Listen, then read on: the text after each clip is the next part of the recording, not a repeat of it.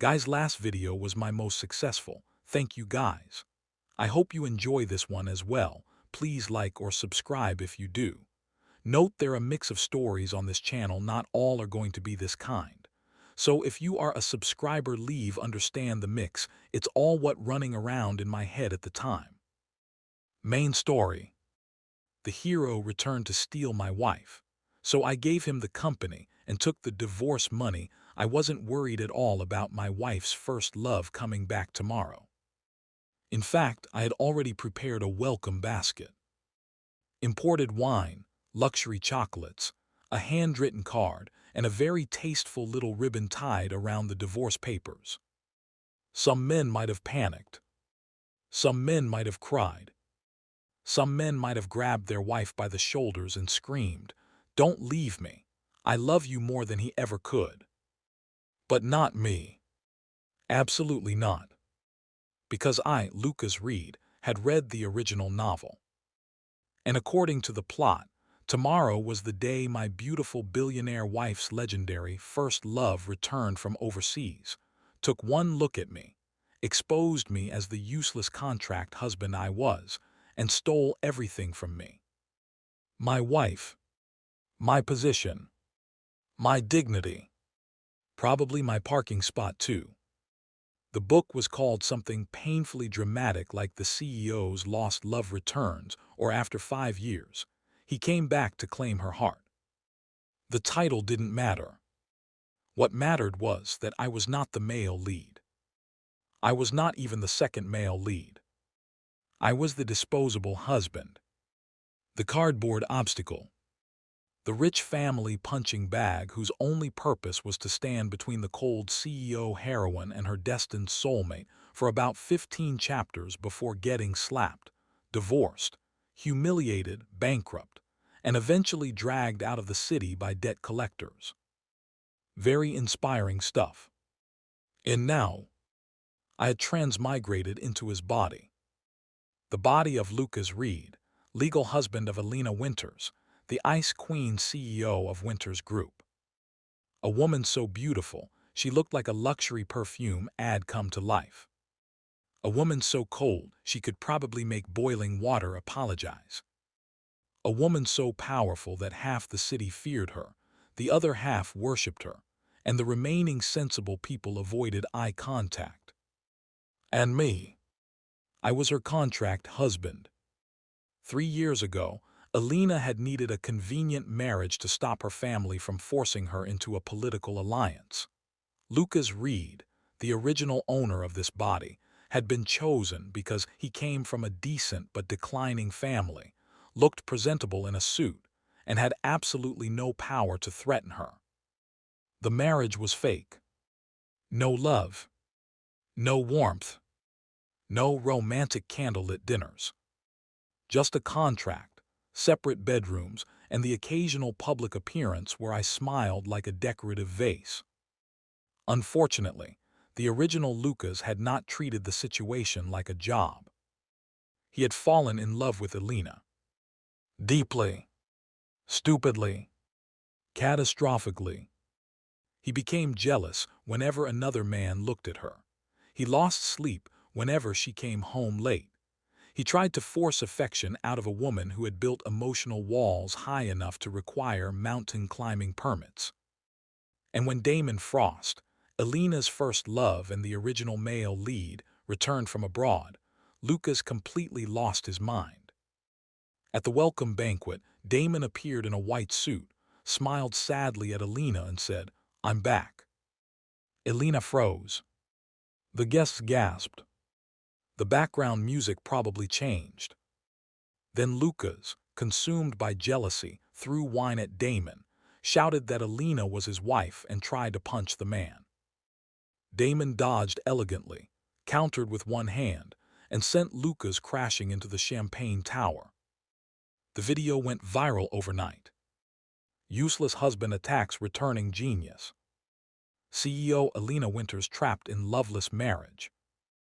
Damon Frost protects his first love from violent spouse. By the next morning, Elena filed for divorce. By the end of the week, the Reed family collapsed. By the end of the month, Lucas was a homeless joke, muttering Elena's name under a bridge while Damon and Elena stood together at the top of the city. Touching, tragic, terrible for him. But once again, I was not him. I had no intention of fighting destiny. If Damon Frost wanted Elena Winters, he could have her. If Elena wanted her first love back, wonderful. If the plot wanted me to exit the stage, I would not only exit, I would bow, wave, and leave a 5-star review. Because according to the marriage contract, if Elena initiated the divorce after 3 years, I would receive 1 luxury apartment, 3 commercial properties, 5% of a subsidiary company, and a cash settlement of $80 million. $80 million. The original Lucas had been too heartbroken to care. I, however, was a reasonable man. With $80 million, I could buy peace, freedom, and enough high-end snacks to survive any emotional damage.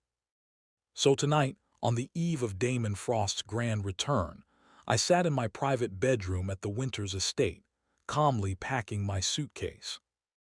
Not too much. A few clothes. My passport. My laptop. A watch Elena had given me for our first fake anniversary. And the divorce agreement I had already signed.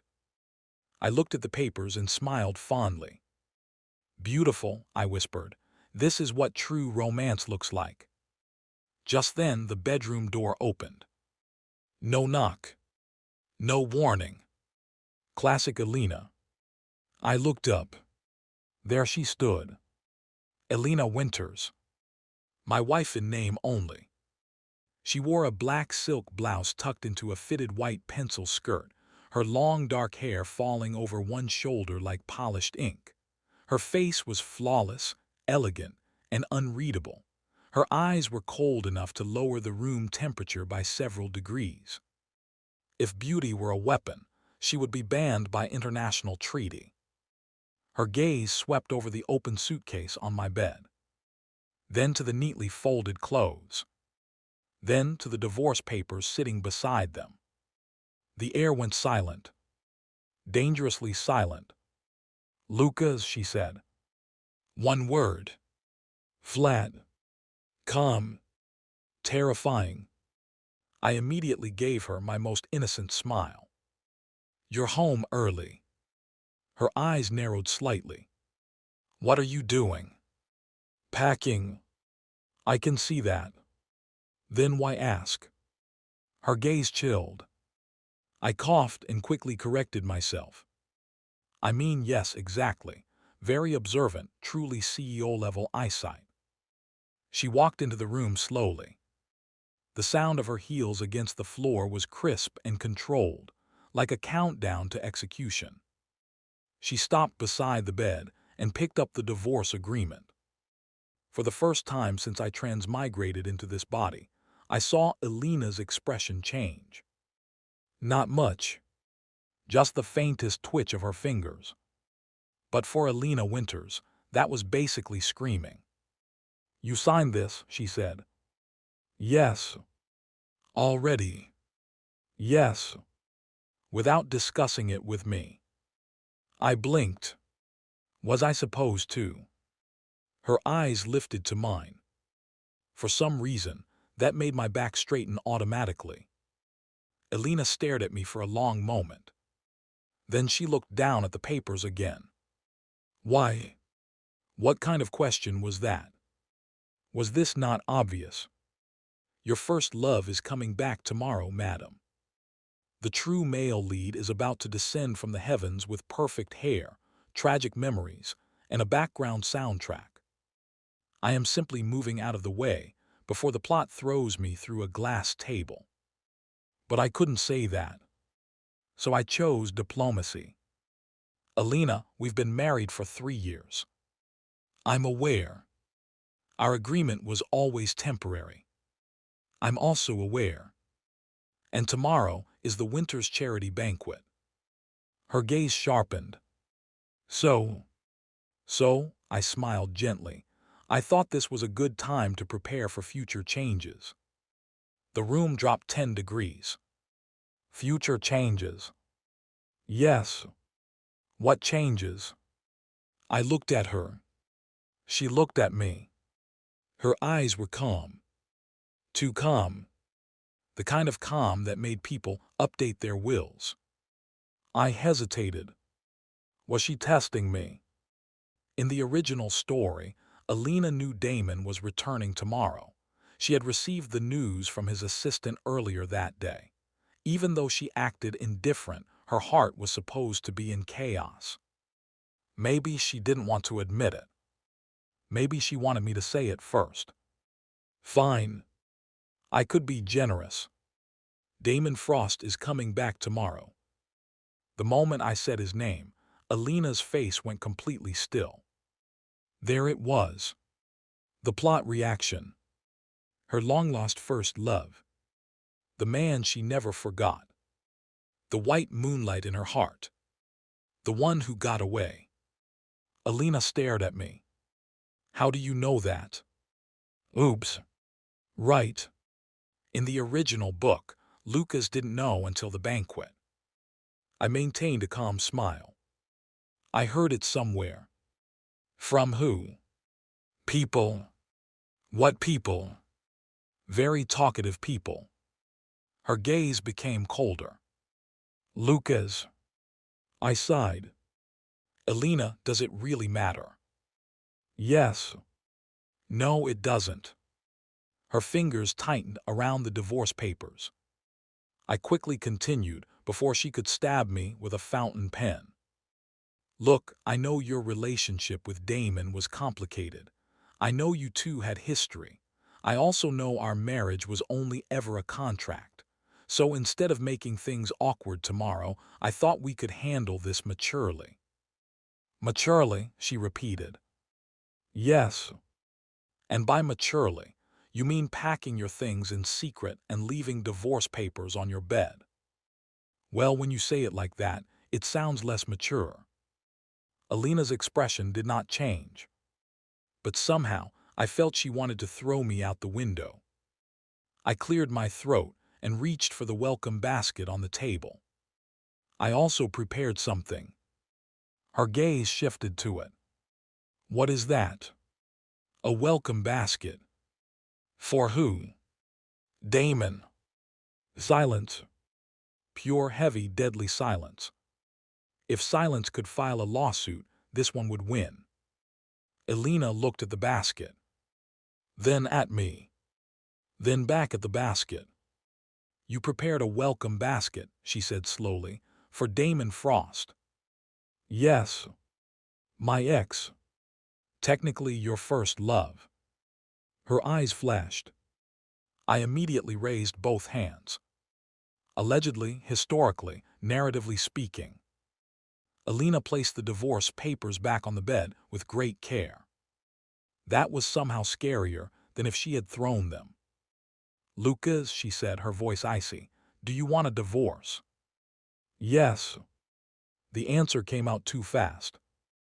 Her eyes darkened. I realized my mistake and tried to soften it. I mean, not because of anything personal.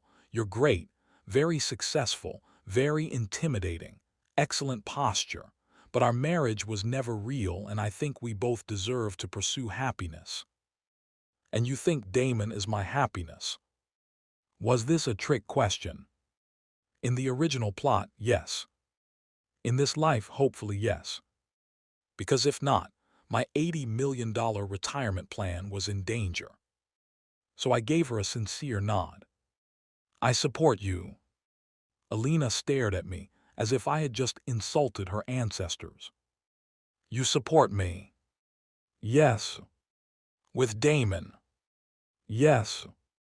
As my husband. Soon-to-be ex-husband. Crack. The pen in her hand snapped. I looked at the broken pieces. Then at her hand. Then at my suitcase. Maybe I should have packed faster. Elena took one slow breath. Then another. Finally, she turned around. We will discuss this after the banquet. Actually, I was hoping we could finalize it before. She looked back. I shut up. Smart men knew when to value their lives. The banquet is tomorrow, she said. You will attend as my husband. I nodded. Of course. You will not embarrass me. Never. You will not mention divorce. I hesitated. Her eyes narrowed. Lucas. Fine, no divorce talk. You will not give Damon a welcome basket. I glanced at the basket. It was a very nice basket. Imported wine was expensive. Elena, it feels wasteful to, Lucas. Fine, no welcome basket. And you will not move out. I froze. Excuse me. Her voice was calm again. Too calm. You heard me. But we're getting divorced. Not tomorrow. Soon. No. My smile stiffened. What does no mean in this context? It means no. Elena, respectfully, that is not a timeline.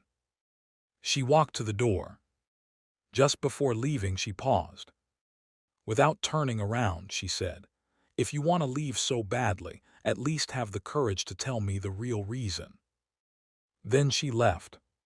The door closed softly behind her. I stood there for a long time.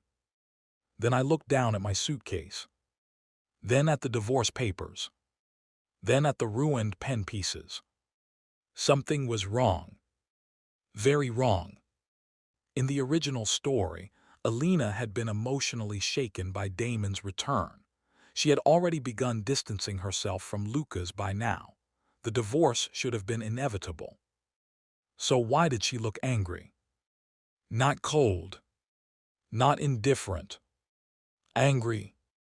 And why did her last sentence sound like she thought I was hiding something? I rubbed my temples.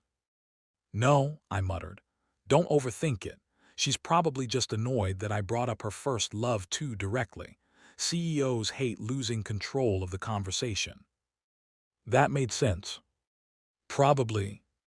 Maybe. Hopefully. Just then, a mechanical voice rang inside my head. Ding. I froze. Oh. Oh no. A transparent blue panel appeared before my eyes. Congratulations, host. You have successfully deviated from the original plot. The divorce escape system has been activated. I stared at the screen, then slowly sat down on the bed. A system. Correct. I blinked. What kind of system? This system rewards the host for attempting to peacefully exit toxic plotlines, avoid unnecessary humiliation, and choose financial freedom over emotional destruction. I sat up straighter. Go on.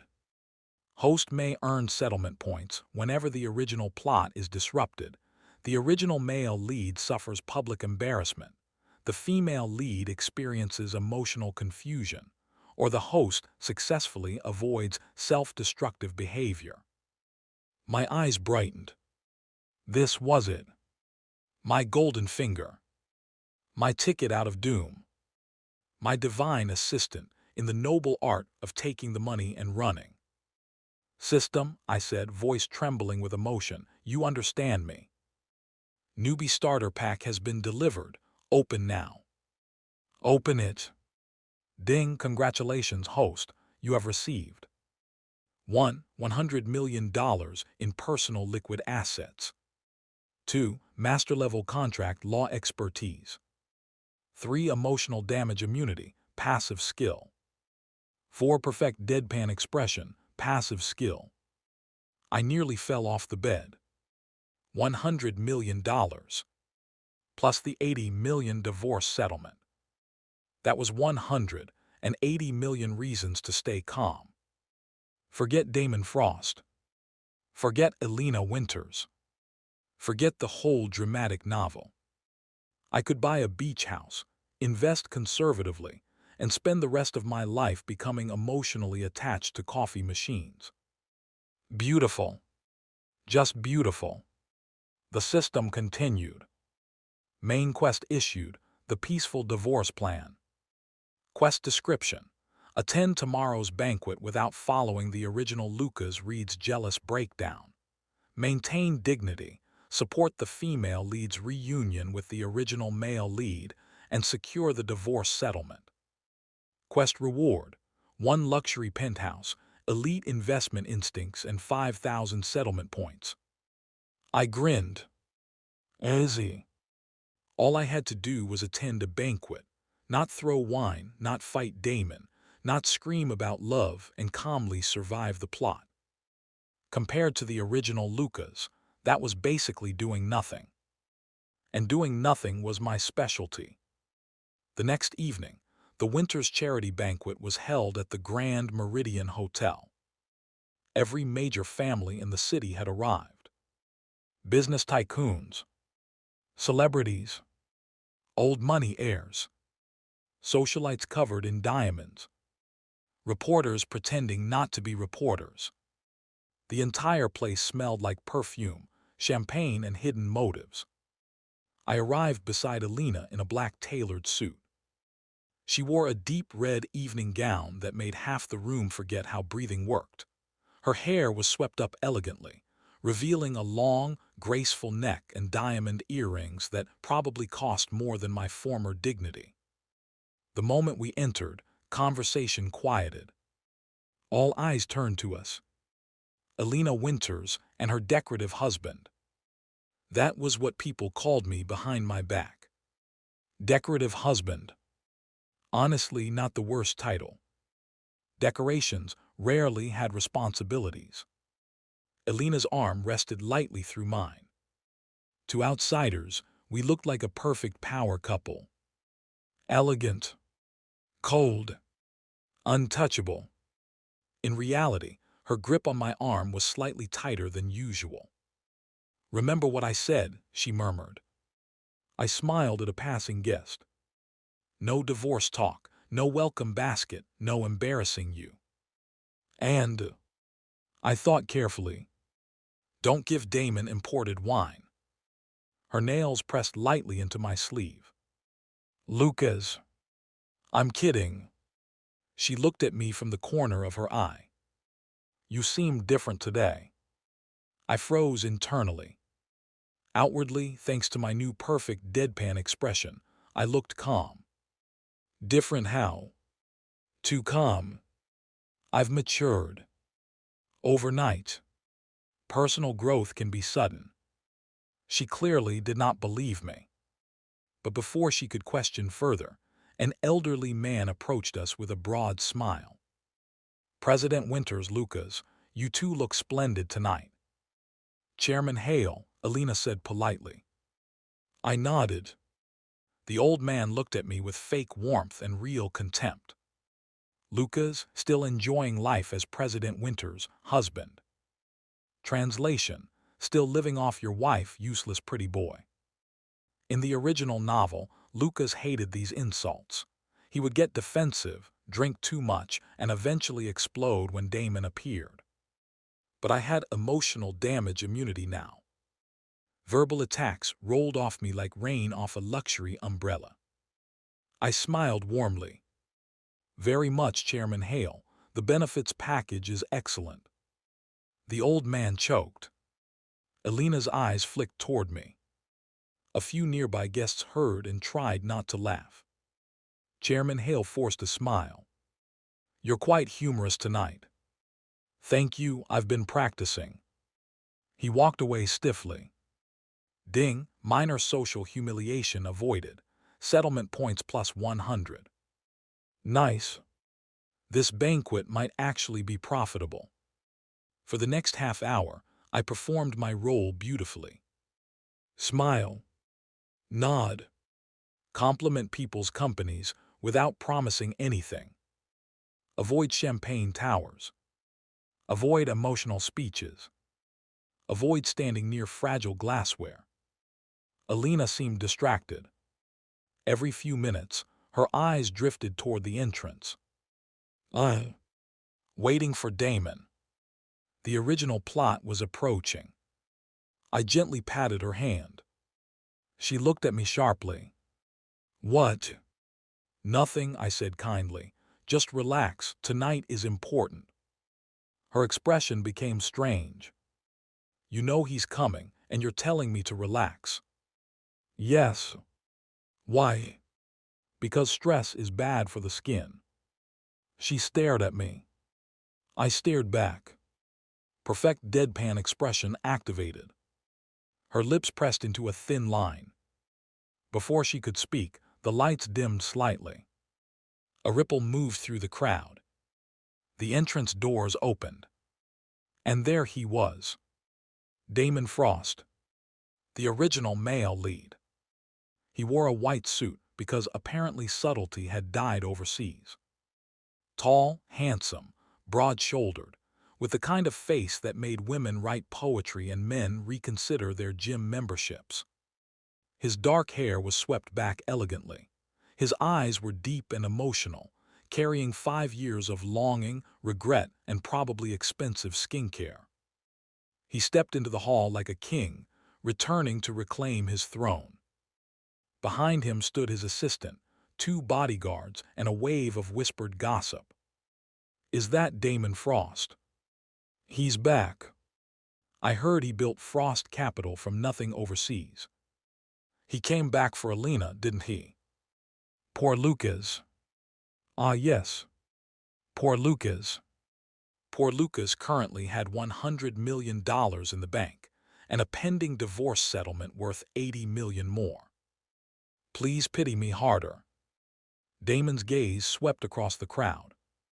Then it landed on Elena. The entire hall seemed to hold its breath. Elena stood still beside me. Her expression remained cold, but her fingers tightened around my arm. Damon walked toward us slowly. Every step was dramatic. Every eye followed him. Finally, he stopped in front of Elena. For a long moment, he said nothing. Then he smiled faintly. Elena. A single word. Soft. Heavy. Loaded with history. Several women in the crowd nearly melted. Elena's face remained unreadable. Damon. His smile deepened, tinged with sadness. I'm back. There it was. The legendary line. The line that had triggered Lucas, Reed's jealous breakdown in the original story. This was where original Lucas shouted, "Who let you come back?" and threw wine. I glanced at the champagne tower nearby. Then deliberately took one step away from it. Safety first. Damon's eyes shifted to me. The warmth vanished. Lucas. His tone was polite. His gaze was not. Damon, I said cheerfully. The crowd grew even quieter. Everyone knew the history. Everyone expected sparks. Damon looked at my hand resting near Elena's arm, and a faint chill entered his eyes. I didn't expect you to be so calm seeing me. I smiled. I've been doing breathing exercises. A few guests coughed to hide laughter. Damon's expression flickered. He clearly had a script prepared. Something noble and restrained. Something like, I hope you've treated Elena well. But I had responded with breathing exercises. That kind of threw off the mood. He recovered quickly. I heard you and Elena have been married for 3 years.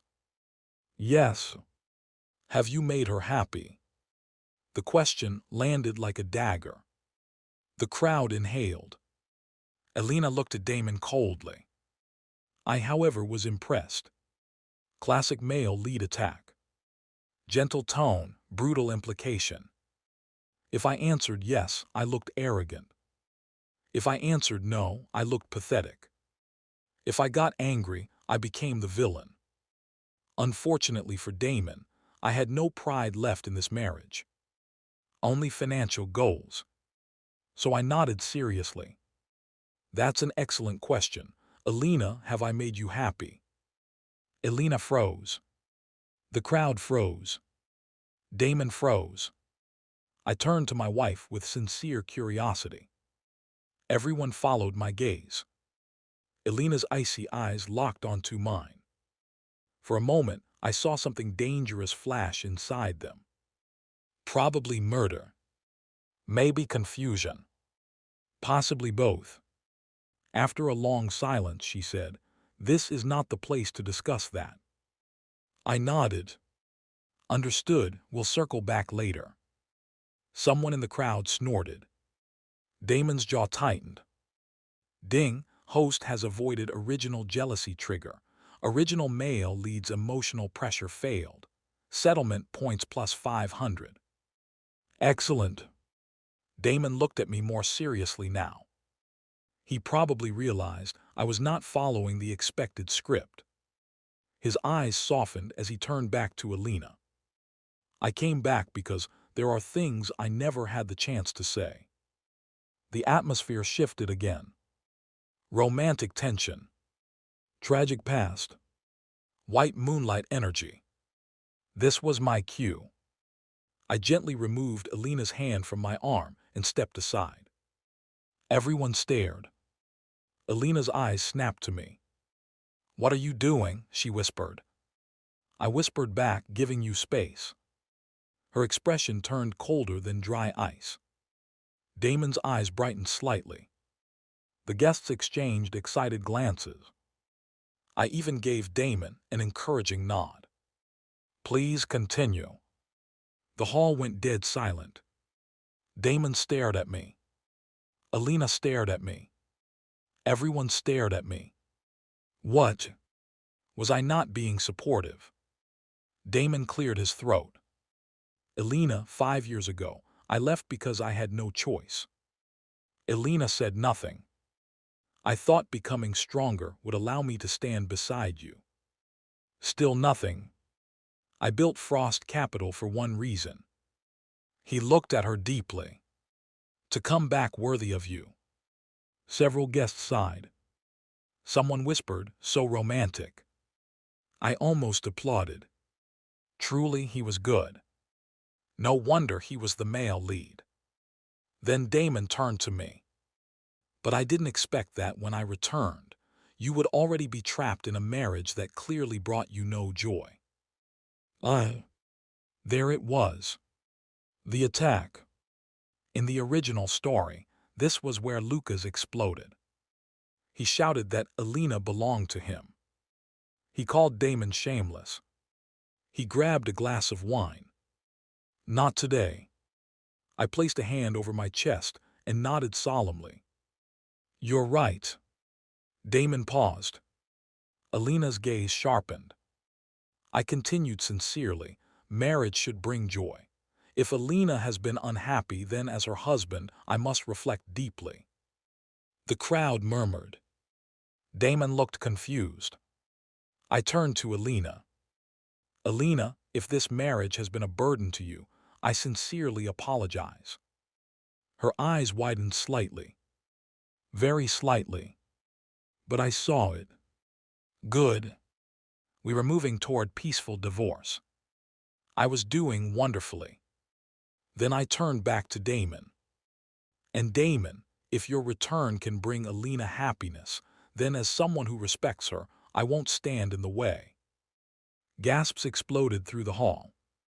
Damon's expression went blank. Elena's face went utterly still. I smiled warmly. "Actually, I wish you both the best." Somewhere in the distance, a spoon hit the floor. The entire banquet hall looked like it had witnessed a public execution. Mine apparently. But I felt great. This was maturity. This was dignity. This was $80 million, gently waving at me from the horizon. Ding, major original plot deviation detected. Host refused jealousy meltdown. Settlement points plus 1500. Beautiful. I was about to add one final graceful sentence when Elena suddenly grabbed my wrist.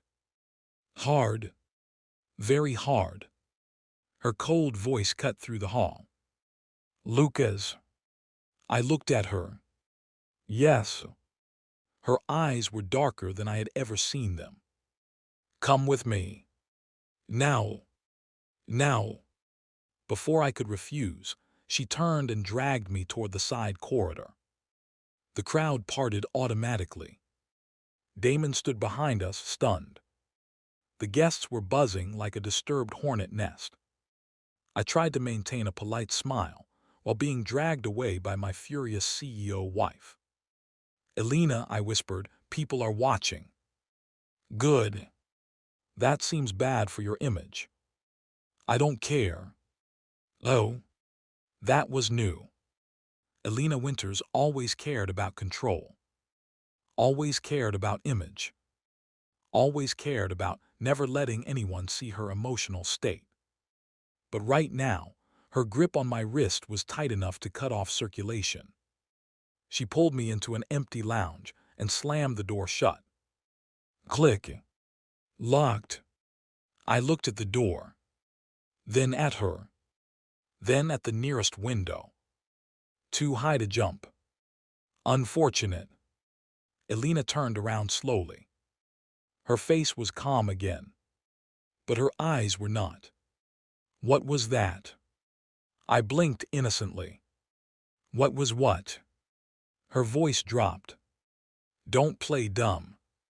I'm not playing, it comes naturally. Lucas. I immediately straightened. That was me being mature. That was you humiliating me. I stared. How? You stood in front of half the city and acted as if you were handing me over to another man. I frowned. I did not hand you over. You are not luggage. Her eyes flashed. You know what I mean. Elena, Damon returned for you. Everyone knows your history. Our marriage was contractual. I simply chose not to make a scene. And the blessing. That was polite. The apology. Also polite. The way you stepped aside. Symbolic. Her hand clenched. Symbolic of what? My willingness to exit gracefully. The room went silent. Elena stared at me. Her anger slowly changed into something colder. Something more complicated. You really want to leave me that badly? For some reason, her voice sounded quieter. I hesitated.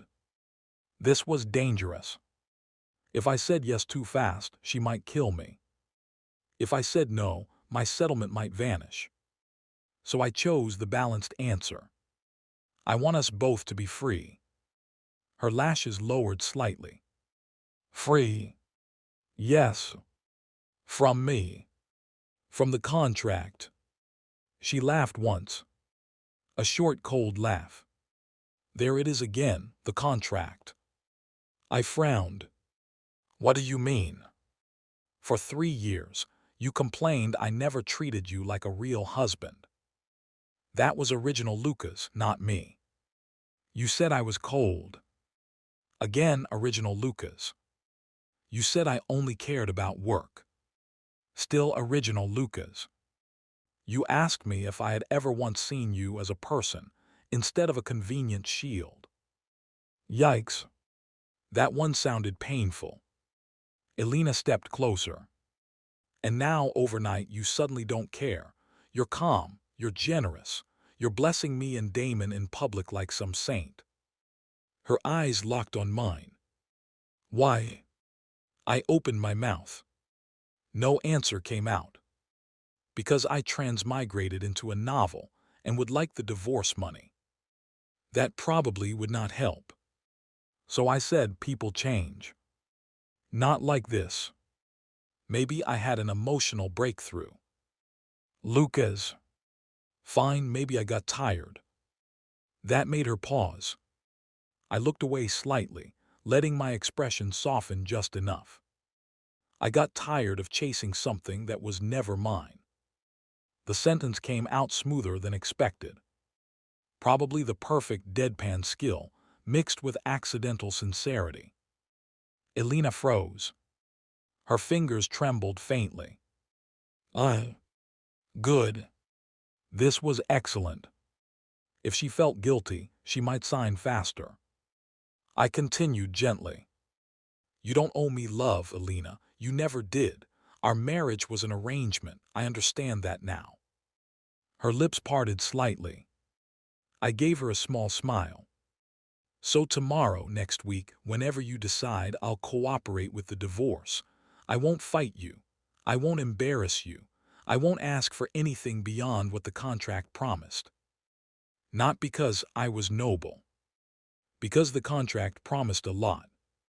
Elena looked at me in silence. Then she turned away. For a moment, I thought she was moved. Then she said, "No."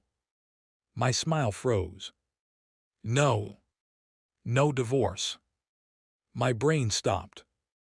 Elena, I'm sorry, I think I misheard. You didn't. But why? She turned back, her expression once again unreadable. Because I don't like being pushed. Who is pushing you? You are. By offering a peaceful divorce. By acting like you know what I want. I stared at her. Was this woman allergic to convenience? Elena, Damon came back for you. I noticed. You loved him. Her face chilled. That was 5 years ago. In novels, 5 years is nothing. What? Nothing. She stepped closer. Lucas, listen carefully. Damon's return changes nothing unless I say it does. I blinked. That was not in the book. Elena, and until I decide otherwise, you are still my husband. My mouth opened. Closed. Opened again. But the contract, I wrote the contract. That doesn't mean you can ignore it. I can review it. Reviewing sounds expensive. I'm a CEO. That's not an answer. It is if you're rich enough. I was speechless. This was bad. Very bad. The peaceful divorce plan was wobbling. Elena walked toward the door. Before leaving, she paused again. You will return to the banquet with me. Do I have to? Yes. Can I stand near the dessert table? No. Can I at least avoid Damon? Her eyes narrowed. You were very eager to give me to him a moment ago. I coughed. That was before I realized you were in a difficult mood. For the first time tonight, Elena's lips curved. Not a smile. More like the shadow of one. Good, then you're learning. She opened the door. I followed behind her, deeply concerned. This was not how the plot was supposed to go. When we returned to the banquet hall, Damon was still standing near the center of the room, surrounded by guests pretending not to interrogate him. The moment he saw Elena and me return together, his eyes darkened. Especially when Elena's hand slid naturally back around my arm. Wait. Naturally. Why did that feel natural? Why was she holding tighter than before? Damon approached with a controlled smile. Elena, are you all right? I'm fine, she said. His gaze moved to me. Lucas, I hope there was no misunderstanding. I smiled. Misunderstandings are the foundation of high society. A nearby guest coughed again. Damon ignored it. I only meant that Elena deserves happiness. Agreed. And if she has been unhappy, Elena cut him off. Damon. Her voice was calm, but it carried authority. This is my marriage. I don't need anyone speaking on my behalf. The hall fell silent again. Damon's expression stiffened. I turned to look at Elena. Excuse me. What happened to the romantic reunion? What happened to the white moonlight? What happened to me leaving with money? Damon looked genuinely hurt. Elena, I only wanted to help. I didn't ask for help. Ouch. A direct hit. I almost felt bad for him. Almost. Ding, original male lead suffered first emotional setback. Settlement points plus 800. Okay, I felt less bad. Damon took a breath and recovered his elegant smile. Of course, I overstepped. He looked at me again. But Lucas, I'm curious. Since you claim to respect Elena's happiness so much, what have you done for her these past 3 years? Here we go again. The crowd leaned in. This was another classic trap.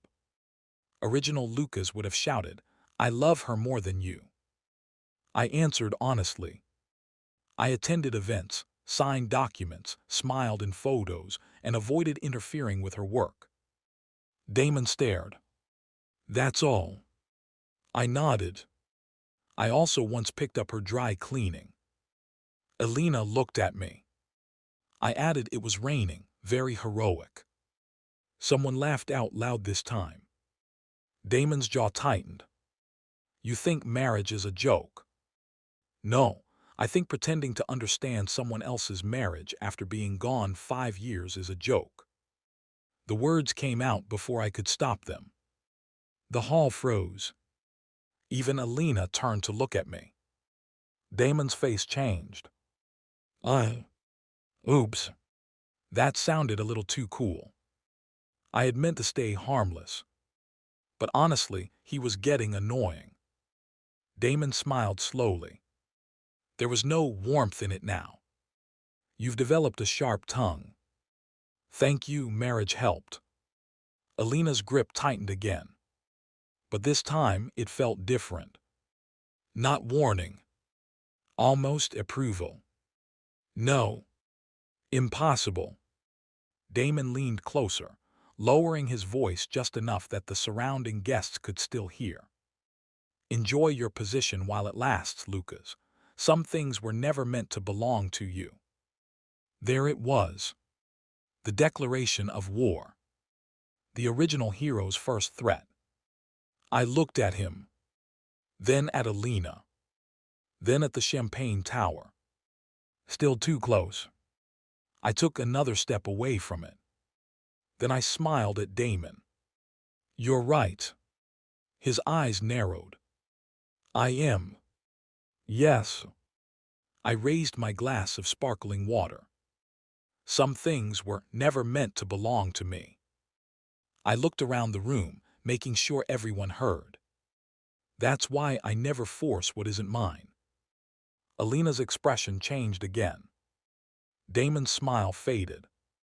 I continued calmly, but Damon, let me give you some advice. The crowd leaned in. Damon's gaze sharpened. If something truly belongs to you, you don't need to announce it in a room full of strangers. Silence. Absolute silence. Then ding. Critical verbal counterattack achieved. Original male leads dominance aura disrupted. Settlement points plus 2000. Wait. Counterattack. No. That was not the plan. I was supposed to be peaceful. Damon stared at me as if seeing me for the first time. Elena's eyes were fixed on my face. The guests whispered wildly. Did Lucas just challenge Damon? That was actually impressive. I thought he was useless. Maybe he was hiding his edge all along. No. Bad crowd. Stop interpreting. I quickly tried to repair the situation. But of course, I wish everyone happiness. Too late. The atmosphere had changed. Damon's assistant hurried over and whispered something in his ear. Damon's expression shifted. He looked at Elena. I prepared something for tonight. Elena remained silent. Damon lifted his hand. The lights dimmed again. A grand piano was rolled onto the stage. Oh, I remembered this scene. In the original novel, Damon played the song he had composed for Elena 5 years ago. The entire room was moved. Elena's icy heart cracked. Lucas, drunk and jealous, stormed onto the stage and ruined the performance, making himself look like a clown. Tonight, Damon had clearly decided to reclaim the romantic atmosphere. Smart move. Music was powerful. The guests murmured excitedly. Damon walked to the piano and sat down. Before playing, he looked at Elena. "This is the song I never got to finish for you." Several women clutched their hearts. The first notes rang through the hall. Soft, melancholic, elegant, annoyingly good. I had to admit Damon could play. The melody carried regret, longing, and 5 years of unsent love letters. The crowd was captivated. Even I felt like I should stare dramatically out a rainy window. Then the system dinged. Warning: original plot romantic recovery event detected. If successful, female lead's emotional focus may shift toward original male lead. I straightened. Wait. Wasn't that good? Wasn't that what I wanted? But then another notification appeared. Optional quest: ruin the atmosphere without personally taking the blame. Quest reward: luxury penthouse ownership transfer and 3,000 settlement points. I stared at the panel. A penthouse. A whole penthouse. For ruining one piano scene. System, you devil. I looked at Damon playing emotionally on stage. Then at Elena. She watched him with a neutral expression. Not moved. Not nostalgic. Just unreadable. Maybe I didn't need to do anything. Maybe a waiter passed by with a tray of desserts. On the tray was a small chocolate mousse cup decorated with gold flakes. My stomach made the executive decision for me. I reached for one. At that exact moment, someone bumped into the waiter. The tray tilted. I instinctively caught it. Unfortunately, while catching the tray, my elbow hit the nearby media control tablet sitting on a side table. The giant screen behind Damon flickered. Then suddenly changed. Instead of the charity banquet logo, the screen displayed Damon's overseas social media photo archive. Photo 1. Damon at a beach party, arm around a blonde model. Photo 2. Damon at a yacht event, smiling intimately with a red-haired actress. Photo 3. Damon kissing someone at what appeared to be a New Year's party. Photo 4. Damon holding a sign that read, "Single and emotionally unavailable." The piano music screeched to a halt.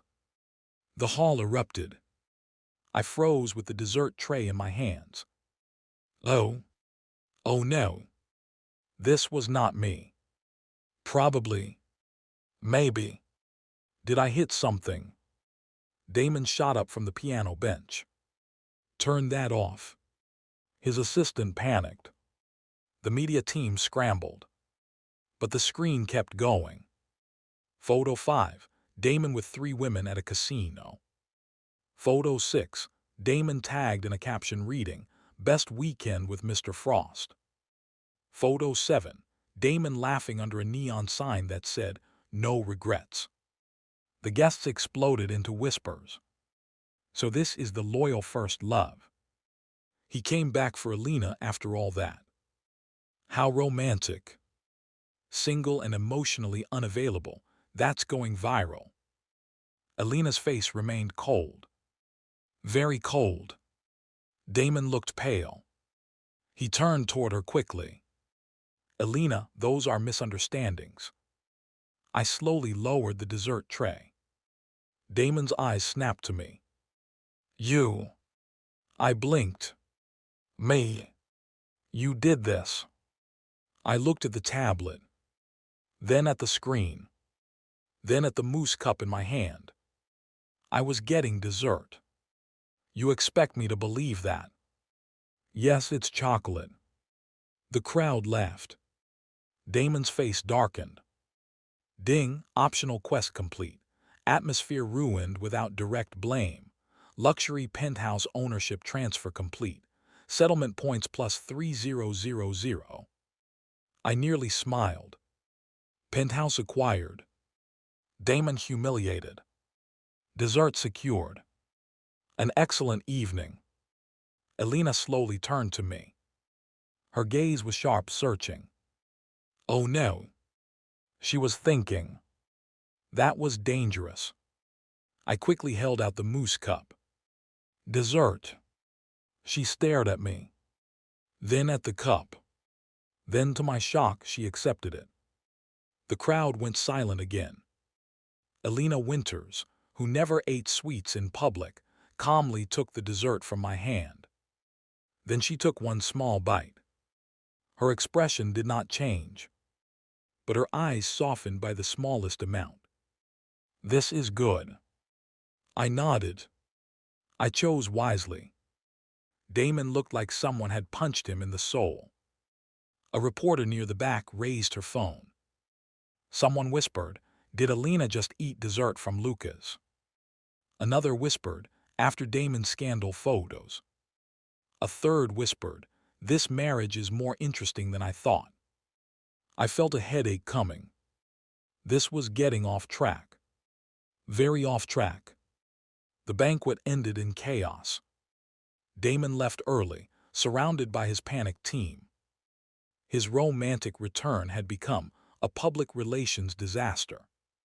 By midnight, 3 hashtags were trending. Singaland emotionally unavailable. Damon Frost photo wall. Lucas Reed dessert moment. That last one concerned me. Very much. In the car ride back to the Winters estate, Elena sat beside me in silence. The city lights passed across her face, illuminating her profile in brief flashes. Beautiful. Cold. Impossible to read. I leaned against the window and pretended to sleep. After 10 minutes she spoke. You knew. I opened one eye. Knew what? About the photos. No. Lucas. I really didn't. She studied me. You expect me to believe that the exact moment Damon tried to create a romantic scene, his scandalous photos appeared on screen by accident. Yes. No one is that lucky. I might be. No. Elena, I was holding dessert. That makes it more suspicious. How does dessert make anything suspicious? You always act harmless when something major happens. I stared at her. That sounded uncomfortably similar to the way Sophia misunderstood Ethan in the original style of story. No. Absolutely not. I was not becoming a secret mastermind in my wife's eyes. I said firmly, "You're overthinking." She looked away. Maybe. Good. Then she added, "Or maybe I underestimated you." Bad. Very bad. I sat up. Elena, listen carefully. I am not scheming. I am not plotting. I am not secretly taking revenge on Damon. I just want a peaceful divorce and a quiet life. Her gaze returned to me. There was something strange in her eyes. Is that really all you want? Yes. With $80 million. I froze. She knew the settlement amount, obviously. But the way she said it made me feel poor. I coughed. Financial independence is important. The corner of her mouth moved slightly. Was that amusement? Elena. She turned toward the window. We'll see. I did not like that answer. At all. When we returned to the estate, I went straight to my room. The moment the door closed, I opened the system panel. Current balance, 7,900 settlement points. Assets, $100 million, 1 luxury penthouse, contract law mastery, emotional damage immunity, perfect deadpan expression. Not bad. Not bad at all. The divorce had not happened yet, but progress was progress. Damon had suffered a setback. Elena was suspicious, but manageable. Tomorrow, I would move into my new penthouse. Then I would slowly push the divorce conversation again. Calmly, politely, professionally. Just as I was making plans, my phone buzzed. Unknown number. I answered. A man's cold voice came through. Lucas Reed. Damon. I smiled. Damon Frost, great performance tonight, very multimedia. His breathing sharpened.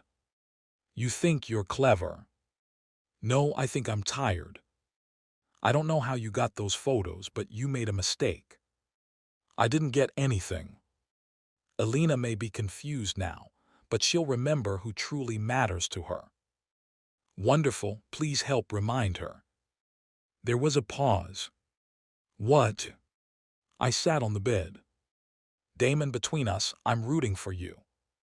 Silence. Dead silence. Then his voice turned colder. Are you mocking me? No, I'm serious. You came back for love, very admirable. Please continue pursuing your dream. Lucas. Yes. Stay away from Elena. I sighed. That's exactly what I'm trying to do. He sounded so frustrated he might bite his phone. I gently encouraged him. Look, tomorrow maybe send flowers. Not white roses though, too predictable. Elena likes simple designs. Maybe call ahead before showing up. Also, maybe delete the yacht photos. He hung up. Rude. Ding, original male lead suffered psychological confusion. Settlement points plus 600. I grinned. This system really rewarded everything. The next morning, I woke up early. Packed my suitcase again. Checked my new penthouse address. And prepared to leave before Elena noticed. Unfortunately, when I opened my bedroom door, Elena was standing right outside. Fully dressed. Arms crossed. Expression cold. I nearly jumped. Elena, good morning, lovely weather. Where are you going? To look at real estate. You already own a penthouse. I froze. How do you know that? She lifted her phone. On the screen was a property transfer notification. Owner Lucas Reed. Property, Sky Harbor Penthouse, top floor. Price confidential. My mouth twitched. Elena, have you been monitoring my assets? You are my husband. That is not a legal basis for surveillance. It is when the property was transferred at 2:17 a.m. after Damon's public humiliation. I stared at her. She stared back. I slowly said, coincidence. No. Gift from a friend. What friend? A private friend.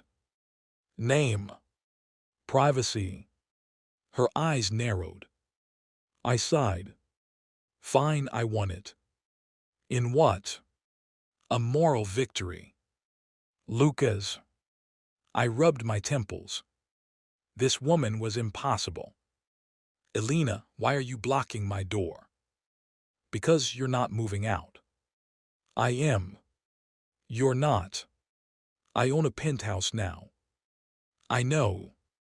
So I should live in it. No. Why not? Because we are still married. I looked at the ceiling. System, I whispered internally. Is there a reward for surviving difficult conversations?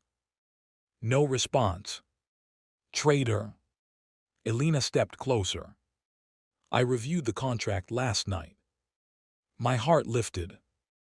And there is a clause requiring both parties to maintain the appearance of marriage until a mutually agreed dissolution date. My heart sank. What dissolution date? The one we haven't agreed on. I stared. She had trapped me with paperwork. My own contract law expertise confirmed it instantly. She was right. Of course she was right. She wrote the contract.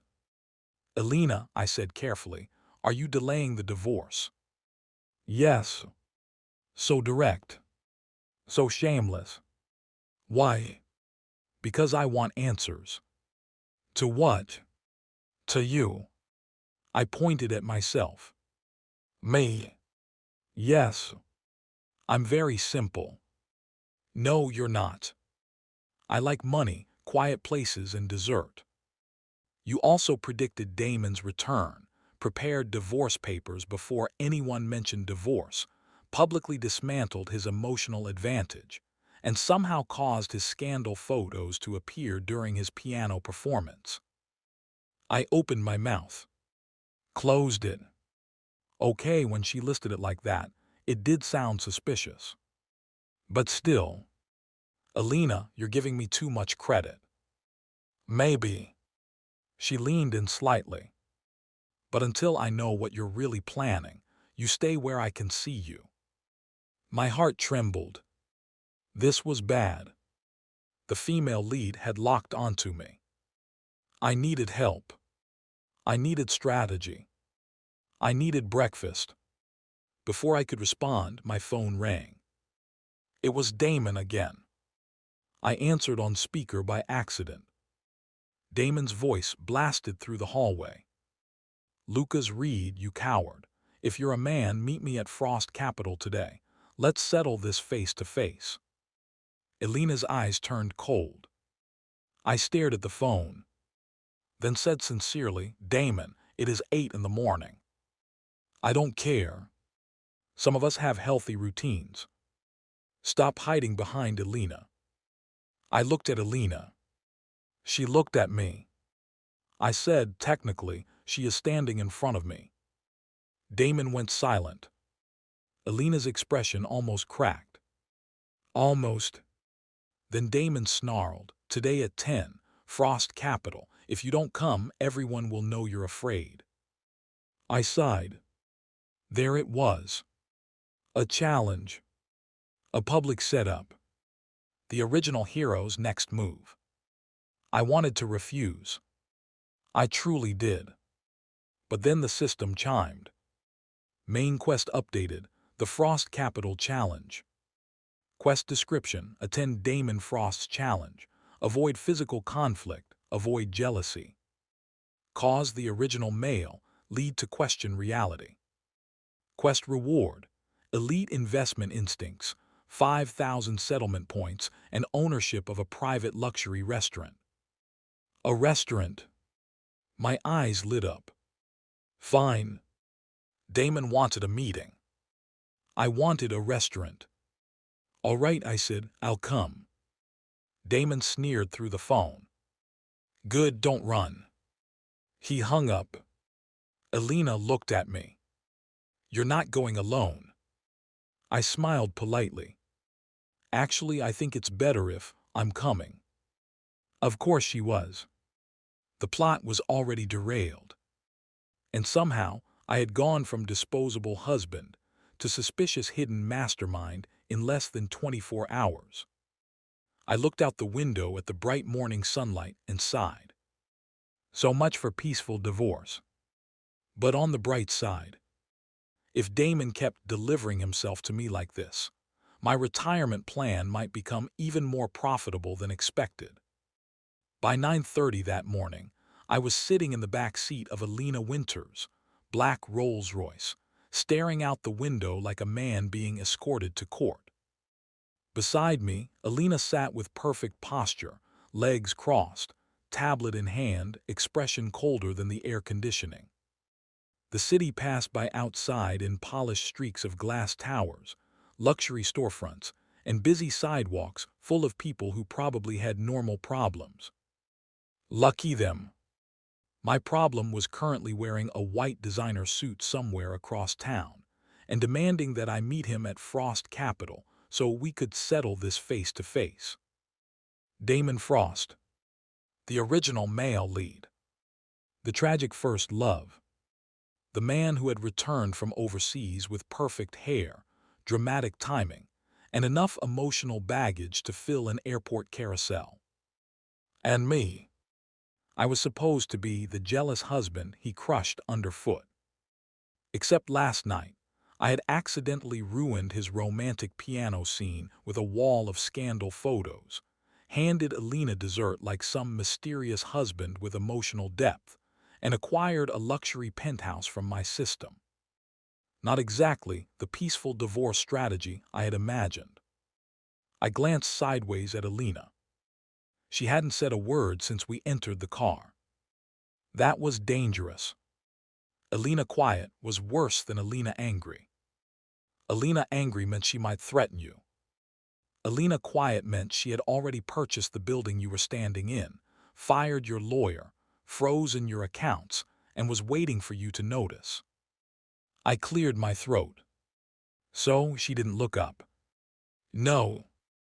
I blinked. I didn't even ask anything. You were going to ask if I could drop you off somewhere else. I shut my mouth. Because yes. That was exactly what I was going to ask. Elena tapped the tablet screen once. I already told the driver, we are going directly to Frost Capital. Right, wonderful, love direct communication. She finally looked at me. Do you? What? Love direct communication. I hesitated. That sounded like a trap wearing formal shoes. In moderation. Her eyes narrowed faintly. Lucas.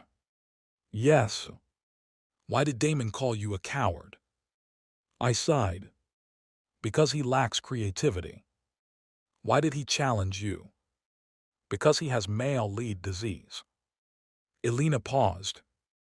Male lead disease. I coughed. I mean, he has a strong personality. No, she said slowly. You said male lead. My heart stopped. Oops. Small mistake. Tiny verbal landmine. I activated perfect deadpan expression and looked at her calmly. Did I? Yes. I must have meant leading personality. Lucas. Elena. Do not test me before coffee. You drink black coffee without sugar. That isn't coffee, that's punishment in a cup. For a split second, the corner of her mouth twitched. It vanished so quickly, I almost doubted I saw it. But I did. Progress. No. Danger. The more human she became, the harder this divorce would be. I had to stay focused. My goal was simple. Attend Damon's challenge. Avoid violence. Avoid jealousy. Cause him to question reality. Collect my reward. Return home. Preferably my own home. The penthouse I technically owned, but was not allowed to live in because my wife had decided I was a suspicious strategic asset. Very normal marriage. The car rolled to a stop in front of Frost Capital. The building was ridiculous. A silver skyscraper rising into the sky, all sharp angles and reflective glass, like someone had designed it specifically to intimidate interns. At the entrance, reporters were already gathered. Of course they were. Damon had turned this into a public event. Classic. Nothing said, I'm emotionally stable, like inviting media to a private confrontation with your first love's current husband. The moment Elena and I stepped out of the car, camera shutters exploded. President Winters. Mr. Reed. Are you here to respond to Mr. Frost's challenge? Is your marriage in crisis? Did Mr. Reed leak the photos from last night? President Winters, are you choosing your husband or your first love? That last reporter had courage. Or a short life expectancy. Elena's gaze swept over the crowd. The temperature dropped. The reporters immediately quieted. Impressive. I needed to learn that skill. Elena walked forward, and I followed half a step behind her. Then I realized the optics looked wrong. If I walked behind her, I looked like a kept husband. If I walked beside her, I looked like I was fighting Damon for dominance. If I walked ahead of her, I might be murdered. So I chose the safest route. I walked beside her, but slightly casual, like a decorative plant with mobility. Unfortunately, Elena seemed to notice. Her hand suddenly slipped around my arm. The crowd gasped. I froze. "Elena," I whispered through a smile, "what are you doing?" "Maintaining the appearance of marriage. This is aggressive maintenance." "Smile." "I am smiling." "You look constipated." "That is my public relations smile." Her nails pressed lightly into my sleeve. I improved the smile. The cameras flashed again. Great. Another hashtag was being born. At the front entrance, Damon Frost stood waiting.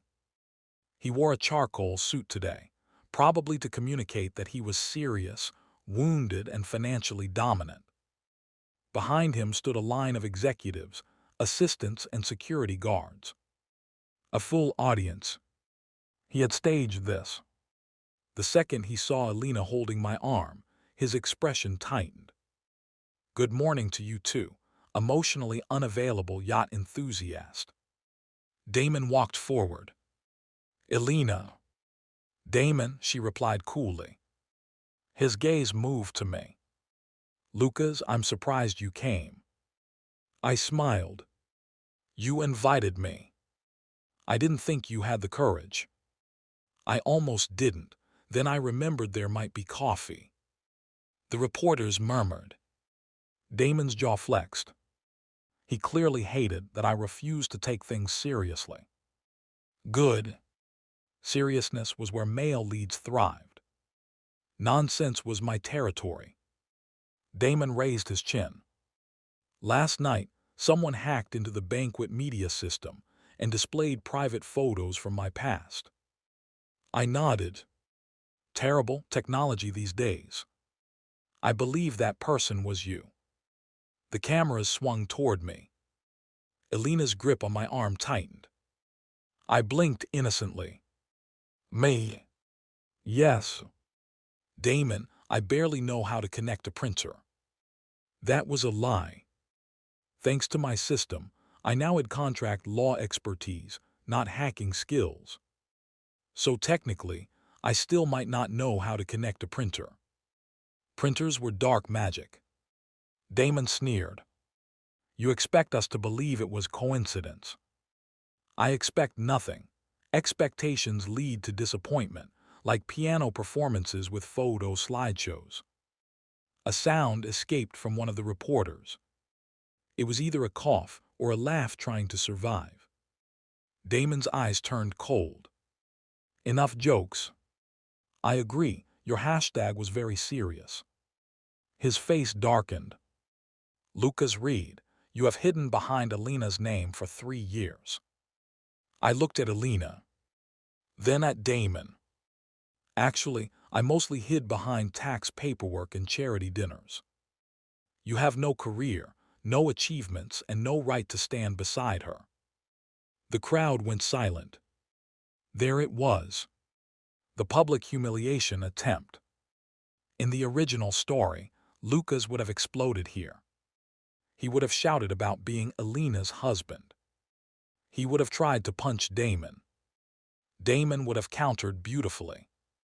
Reporters would capture everything. Elena would lose the last bit of patience she had. Divorce. Collapse. Bridge life. But not today. Today, I had emotional damage immunity and a deep appreciation for not getting punched in public. So I nodded thoughtfully. "You make several strong points." Damon paused. The reporters froze. Elena slowly turned her head toward me. I continued, "I do lack traditional achievements. I have not built an overseas investment empire, dramatically returned after 5 years, or played piano in front of scandal photos. Damon's lips pressed into a line. But I said, holding up one finger, I do have one achievement. Damon narrowed his eyes. And what is that? I smiled brightly. I have never been trending under the phrase, single and emotionally unavailable. Silence. Then someone laughed. Not a small laugh. A full, helpless snort. The reporters immediately started typing. Damon's face turned a shade darker. Ding, original male leads public insult attempt failed. Counter humiliation achieved. Settlement points plus 1200. Nice. Damon took one step forward. You think this is funny? A little. Elena deserves a man who can stand at the top of the world with her. Agreed. She deserves someone powerful. Also agreed. Someone respected. Absolutely. Someone who understands her ambition. Sure. Damon's eyes flashed. And you think that person is you? I immediately shook my head. No. The crowd blinked. Damon blinked. Elena's fingers went still on my arm. I continued sincerely. I think that person should be carefully selected through a rigorous interview process, with background checks, emotional maturity screening, and at least 3 verified references. The reporters went wild. Damon stared at me like he wanted to strangle me with his tie. Elena lowered her gaze slightly. Was she hiding a smile? No. Couldn't be. Damon inhaled sharply. Enough. Since you enjoy pretending to be clever, let's settle this in a way everyone can understand. He snapped his fingers. His assistant stepped forward with a document folder. Damon opened it and held up several pages. Frost Capital is launching a new acquisition fund. Today, in front of everyone, I challenge you to a business judgment contest. I stared at him. A what? He smiled coldly. There are 3 companies on this list. Each has hidden potential, but only one will become a market leader. Choose correctly, and I will publicly apologize. Choose wrong, and you admit in front of the media that you are unworthy of Elena and agree to divorce her immediately. My eyes lit up. Wait. Agree to divorce. Immediately. Damon, my friend, why didn't you lead with that? This was not a challenge. This was a gift basket. A divine arrangement. A golden exit ramp. I nearly grabbed his hand and thanked him. But Elena's voice cut in like ice. No. Damon looked at her. Elena, this is between men. Her eyes turned glacial. You are standing in front of my company's media partners, challenging my legal husband, and using me as the prize. Damon stiffened. I didn't mean you did. The crowd murmured. Damon's confident aura cracked. I looked at Elena with admiration. That was brutal. However, she was interfering with my divorce opportunity. A problem. I gently leaned toward her. Elena, maybe we should hear him out. She turned to me slowly. What? I gave her a serious nod. This could be a productive discussion. Her eyes narrowed. You want to accept? Well, if the terms involve, no. But no. Elena, I believe in open competition. You believe in running away with settlement money. I froze. The reporters couldn't hear her because she spoke low, but Damon saw my expression and smiled. Elena, if Lucas is confident, why stop him? I quickly nodded. Yes, Elena, why stop me? She stared at me. There was a dangerous light in her eyes. Because you're too eager. I coughed. I'm enthusiastic about personal growth. You're enthusiastic about divorce. Both can be true. Her grip tightened again. Damon's smile grew. He had misunderstood.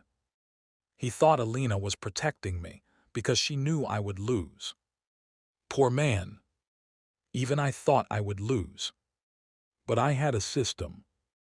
And according to my system's quest reward, I was supposed to gain elite investment instincts after this event. Which meant before that reward, I had none. That was a concern. Still, if I lost, immediate divorce.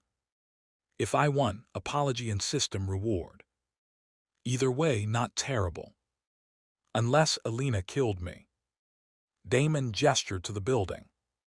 Come upstairs, we have a conference room prepared. Of course he did. This man probably prepared lighting angles too. We entered Frost Capital under a storm of cameras. The lobby was packed, with employees pretending not to watch. Their eyes followed Elena first, because she was Elena Winters. Then Damon, because he was their boss. Then me, because apparently I was the clown who had wandered into the lion cage carrying dessert. Fair. The conference room was on the top floor. Huge glass windows. Long black table. City view. A dozen executives seated along both sides. A projector displayed 3 company profiles. Astermed Biotech, Novagrid Energy, Blue Rain Logistics.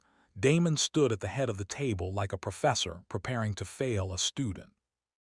Elena, you may observe. Elena sat down without expression. I sat beside her. Damon frowned. You can sit across from me. I'm comfortable here. This is your challenge. I perform better with emotional support. Elena looked at me. I smiled. She did not smile back. But she also did not move away. Interesting. Damon's assistant distributed folders. Each company is currently undervalued. Within 6 months, one will rise by at least 500%. One will collapse from regulatory pressure. One will remain stagnant. Choose the winner. I opened the folder. Charts. Financial statements. Market trends. Patent filings. Debt ratios. Supply chain data. My brain saw numbers and immediately asked if we could go back to dessert. This was bad. Very bad. My system had not given me investment instincts yet. Only after the quest. System, I shouted internally, a little help. No response. System. Nothing. I glanced at Damon. He was watching me with smug confidence. Of course. This was probably an original plot event.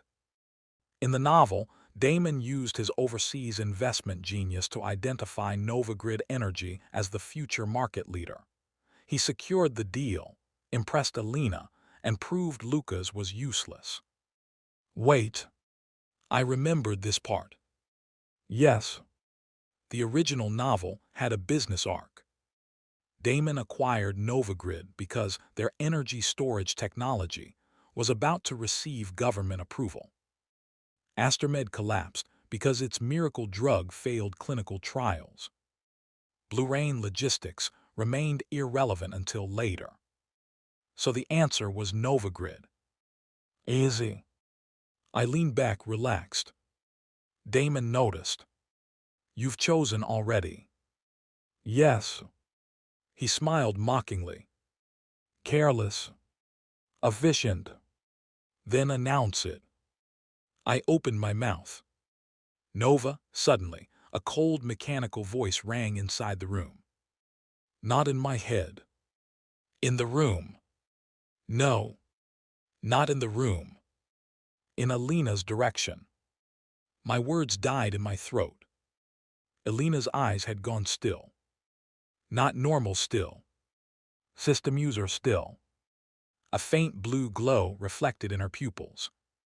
My heart dropped into my stomach. Wait. No way. No. Absolutely not.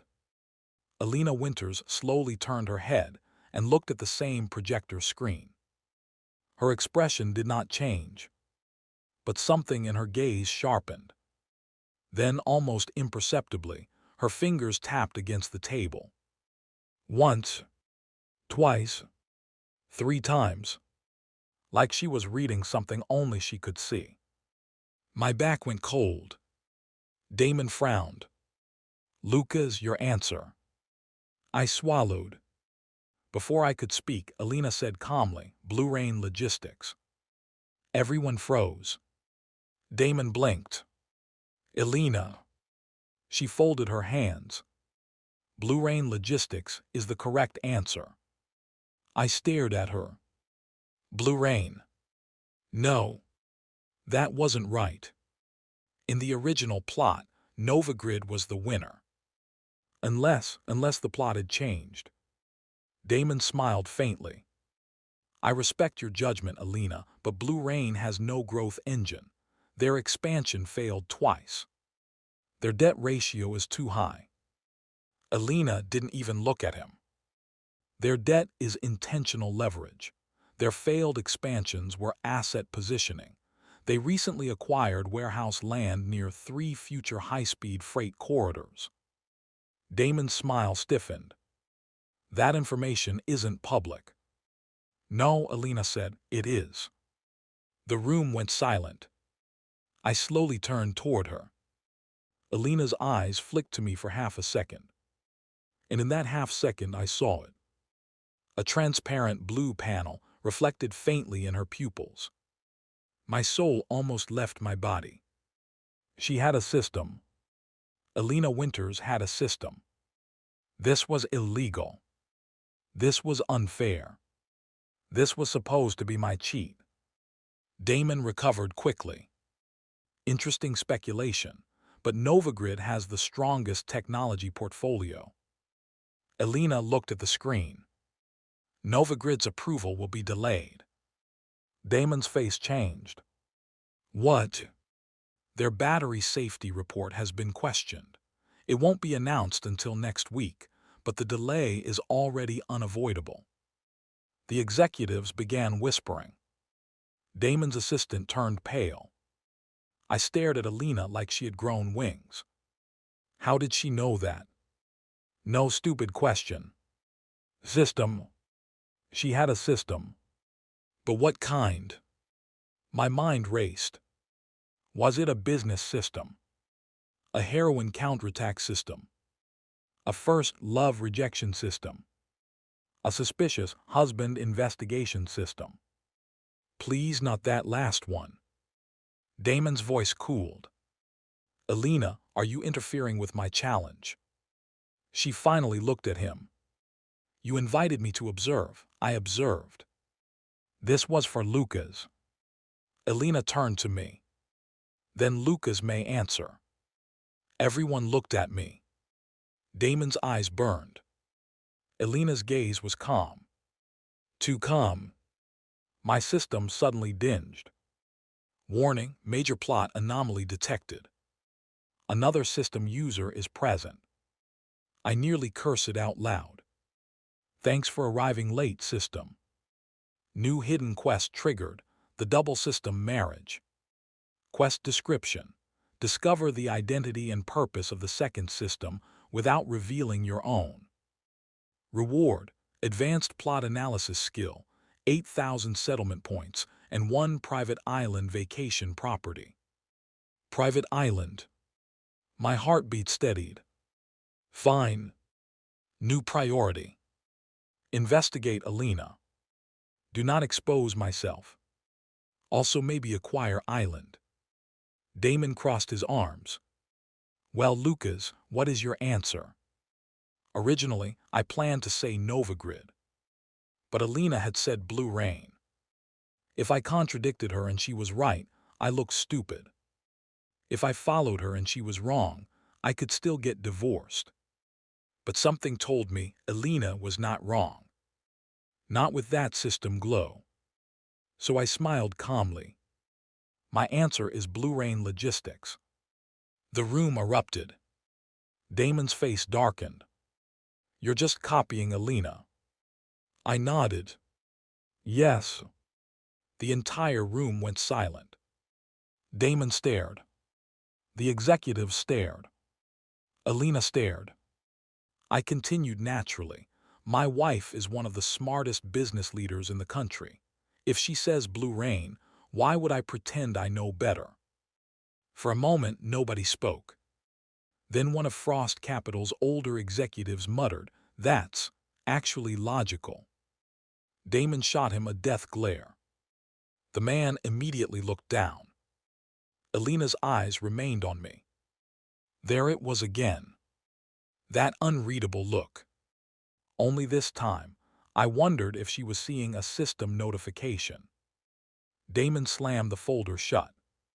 Fine, Blue Rain, then let's make this official. He pointed toward the legal team.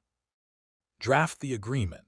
If Blue Rain does not outperform Novagrid and Astermed within 6 months, Lucas will publicly admit defeat and sign the divorce papers. I straightened. Wait 6 months. Damon smiled coldly. Yes, investments require time. No. I thought this was immediate. He frowned. What? I mean, shouldn't we determine it faster? Today, tomorrow, maybe lunch. Elena's gaze sharpened. Damon looked suspicious. You're eager for divorce. I coughed.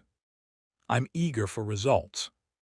Elena said calmly, 6 months is reasonable. I turned to her in betrayal. Elena. She ignored me. The term should also go both ways. Damon's expression changed. What do you mean? If Blue Rain wins, you publicly apologize to Lucas, withdraw all inappropriate comments about our marriage, and transfer Frost Capital's minority stake in Blue Rain to him. The room exploded. Damon's assistant panicked. President Frost, that stake is worth. Damon raised a hand. His pride had been triggered. Good. Male leads in pride. An endless renewable energy source. Damon stared at me. Fine.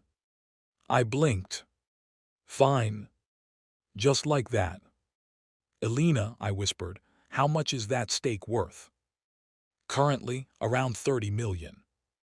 Oh. Not bad. And if Blue Rain rises 500%? 150 million. Oh. Very not bad. Maybe 6 months was acceptable. Damon signed the agreement first. Elena reviewed it like a hawk. Then she pushed it toward me. I looked at the clause. If I lost, I publicly admitted I was unworthy and signed divorce papers. If I won, Damon apologized and transferred shares. Strangely, this was a win-win. I signed. Ding, Frost Capital challenge completed. Host avoided physical conflict, avoided jealousy, and caused the original male lead to question reality. Rewards issued. Elite investment instincts, 5,000 settlement points, private luxury restaurant ownership. A flood of financial knowledge slammed into my brain. Markets. Valuations. Risk models. Asset cycles. Mergers. Behavioral finance. I suddenly understood the folder in front of me. And with that understanding came one chilling realization. Elena was right. Blue Rain was not just the winner. Blue Rain was about to become a logistics empire. Novagrid's approval delay would crush short-term valuation. Astermed's clinical trial failure was catastrophic. But Blue Rain had quietly acquired all the right infrastructure before a massive government freight modernization plan. In 6 months, its value would not rise 500%. It might rise 1,500. I slowly looked at Elena. Who are you really? Her gaze met mine. For once, I could not tell whether she was asking me the same thing. Damon, still confident, stood. 6 months, Lucas. Enjoy pretending until then. I smiled. Damon. He paused. Yes. Quick question. What? Are you emotionally available now, or is that still pending? A Frost Capital intern choked on water. Damon's expression twisted. Ding, original male lead suffered lingering #trauma. Settlement points plus 700. Good system. Reliable system. The meeting ended with Damon barely maintaining his dignity. Elena and I left Frost Capital together, followed by another swarm of reporters. This time, the questions were even louder. Mr. Reed, why did you choose Blue Rain? President Winters, are you backing your husband publicly? Mr. Reed, are you and Damon Frost business rivals now? Is your marriage stronger than ever? I wanted to say no. Elena answered first. My husband made his choice. My husband. Why did she say it like that? The reporters went insane. I leaned toward her. Elena, wording. She looked straight ahead. What about it? That sounded possessive. We are married. Contractually. Legally. Temporarily. She finally looked at me. 6 months at minimum. I felt a headache bloom. Damon had trapped me into 6 more months of marriage. This was why one should never attend morning challenges before breakfast. Back in the Rolls-Royce, silence returned. But it was different now. Before, Elena's silence had been cold. Now it felt loaded. Like 2 spies sitting across from each other, both pretending not to know the other had a gun under the table. I looked out the window. She looked at her tablet. Neither of us spoke. Finally, Elena said, Blue Rain was not your original answer. My fingers twitched. What makes you say that? You almost said Novagrid. I smiled. Did I? Yes. You must have misheard. No. I turned to her. Elena, you're very confident. So are you. I am surviving. You are hiding. My heart skipped. I forced a laugh. Hiding what? She studied me. Then very softly she said, that is what I intend to find out. My system dinged. Warning, second system user's interest in host has increased. I nearly screamed internally.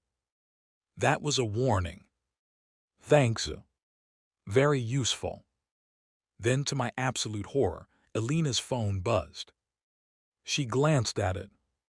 Her expression changed almost imperceptibly. Then she turned the screen away from me. Suspicious. Highly suspicious. I leaned slightly. She immediately locked the screen. Elena. Yes. What was that? Work. Really? Yes. Can I see? No. Why? Confidential. I narrowed my eyes. Elena Winters, are you hiding something from me? She looked at me calmly. Yes. At least she was honest. I stared. She stared back. Then my own phone buzzed. Unknown notification. Not from my system. A normal text message. From an unknown number. I know what you are. My blood went cold. A second message arrived. Stay away from Elena Winters, or your system won't save you. For the first time since transmigrating into this ridiculous novel, I felt genuine danger. My danger sense did not activate because I didn't have danger sense. Wrong story. I really needed to buy that. Elena noticed my expression. What is it? I quickly locked my phone. Nothing. Her eyes narrowed. Lucas. Work. You don't work. Ouch. Fair but ouch. I smiled. Personal work. Show me. No. Why? Confidential. Her gaze sharpened. We stared at each other in silence. Both hiding phones. Both lying badly. Both married. Both system users. This was becoming complicated. Very complicated. The car stopped at the Winters estate. I stepped out first, still thinking about the message. Someone else knew about systems. That meant Elena, and I might not be the only ones. Was it Damon? No. Damon was too emotionally busy. Was it someone from the original plot? A hidden villain? A system hunter? A reader like me? Before I could process, Elena stepped beside me. Lucas. I turned. Yes. Her expression was calm, but her voice was lower than usual. For the next few days, don't go anywhere alone. I blinked. What? Just listen. Are you worried about me? No. Then. She looked away slightly. You are still useful. Romantic. My wife considered me useful. Progress in the lowest possible direction. But then my system chimed. Hidden quest progress. Second system user has shown protective behavior toward host. Settlement points plus 1000. Protective. I looked at Elena again. She had already turned and walked toward the house. Her back was straight. Her steps controlled. Her face unreadable. But her hand, the one holding her phone, was clenched tightly. That was when the scene shifted. Not for me. For her. Elena Winters. Point of view: Elena Winters had never believed in miracles. She believed in contracts. Control. Preparation. Leverage. Numbers did not lie. People did. That was why, 3 years ago, when she signed a marriage contract with Lucas Reed, she had believed she understood exactly what he was. A convenient shield. A harmless husband. A man from a declining family who wanted status, comfort, and perhaps, eventually, her affection. At first, Lucas had been easy to read. Too easy. He wore his emotions openly. His jealousy. His longing. His resentment. His loneliness. He tried to get close to her. She kept him at a distance. Not because she hated him. Because Elena Winters had learned very early that affection was a weakness other people used as a handle. Damon Frost had taught her that. 5 years ago, Damon left. No explanation that mattered. No goodbye that healed anything. Only ambition dressed up as sacrifice. When Lucas entered her life, Elena had expected nothing from him. But slowly, annoyingly, he became part of her routine. His complaints at breakfast. His terrible jokes during charity events. The way he always left a cup of warm tea outside her study when she worked past midnight, pretending it was made by the staff. She noticed. Of course she noticed. She simply never said anything. Then 2 nights ago, everything changed. Lucas stopped chasing her. No. That was not accurate. He stopped looking at her like she was his entire world. And somehow that was worse. When she found the signed divorce papers on his bed, Elena felt something unfamiliar. Panic. Cold, sharp, humiliating panic. Lucas had always threatened to leave during arguments, but he never prepared. This time his suitcase was packed. His documents were ready. His expression was calm. Too calm. And when he mentioned Damon's return before anyone should have known, Elena realized something was wrong. Then at the banquet, Lucas behaved impossibly. No jealousy. No rage. No breakdown. Instead, he stepped aside with a smile and blessed her reunion with Damon. It should have relieved her. It made her furious. Because for the first time, Elena understood something she had never wanted to admit. She did not want Lucas to step aside. She wanted him to stay. That realization was still sitting like a blade beneath her ribs when the system appeared. Ding! The husband preservation system has awakened. At first, Elena thought exhaustion had finally damaged her mind. Then the blue panel appeared before her eyes. Host Elena Winters. Current relationship status, contract marriage at critical risk. Primary objective, prevent regret ending. System description. This system assists the host in identifying hidden emotional truths, preventing avoidable separation, and protecting the current husband from original plot threats. Elena had stared at the panel in silence. Then at Lucas, who was holding a dessert cup and pretending not to have destroyed Damon's romantic comeback. The system issued its first notification. Warning, husband Lucas Reed is attempting peaceful escape. Cause, emotional exhaustion, plot awareness, financial incentive, and self-preservation. Plot awareness. That phrase stayed in Elena's mind. Plot. What plot? The system did not explain. It only gave her a mission. Main quest, delay divorce. Reward, future event, insight level 1. So Elena delayed it. She reviewed the contract, found the clause, and trapped Lucas with the one thing he respected more than emotion. Paperwork. Then came Frost Capital. When Damon presented the business challenge, Elena's system activated again. Warning, original male, lead recovery event. Damon Frost intends to restore dominance by humiliating Lucas Reed through investment knowledge. Original male lead. There it was again. The system labeled Damon as if he were not a person, but a role. Then the future insight appeared. Nova Grid, original success route. Blue Rain, altered success route. Astermid collapse. The system explained in cold text. Due to Lucas Reed's plot deviation, future business routes have shifted. Blue Rain Logistics is now the highest value opportunity. If Lucas chooses Nova Grid, Damon Frost will regain narrative advantage. Narrative advantage. Elena did not fully understand the words, but she understood enough.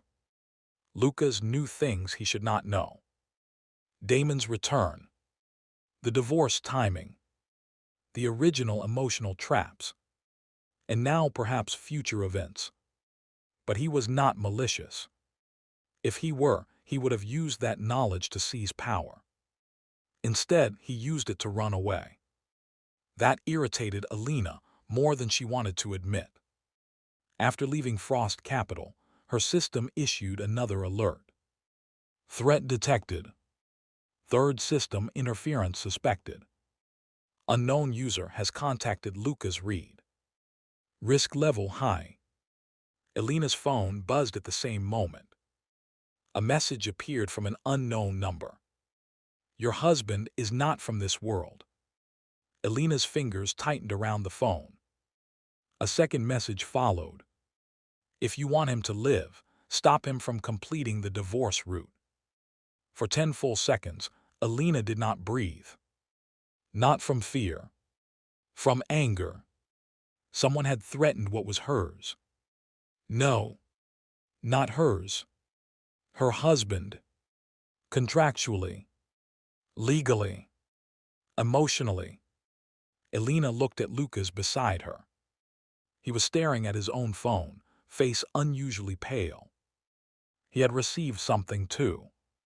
For once, Lucas Reed was not joking. That bothered her, more than it should have. So when they reached the estate, Elena told him not to go anywhere alone. He asked if she was worried. She said no. A lie. An obvious one. The system chimed. Host has displayed protective behavior.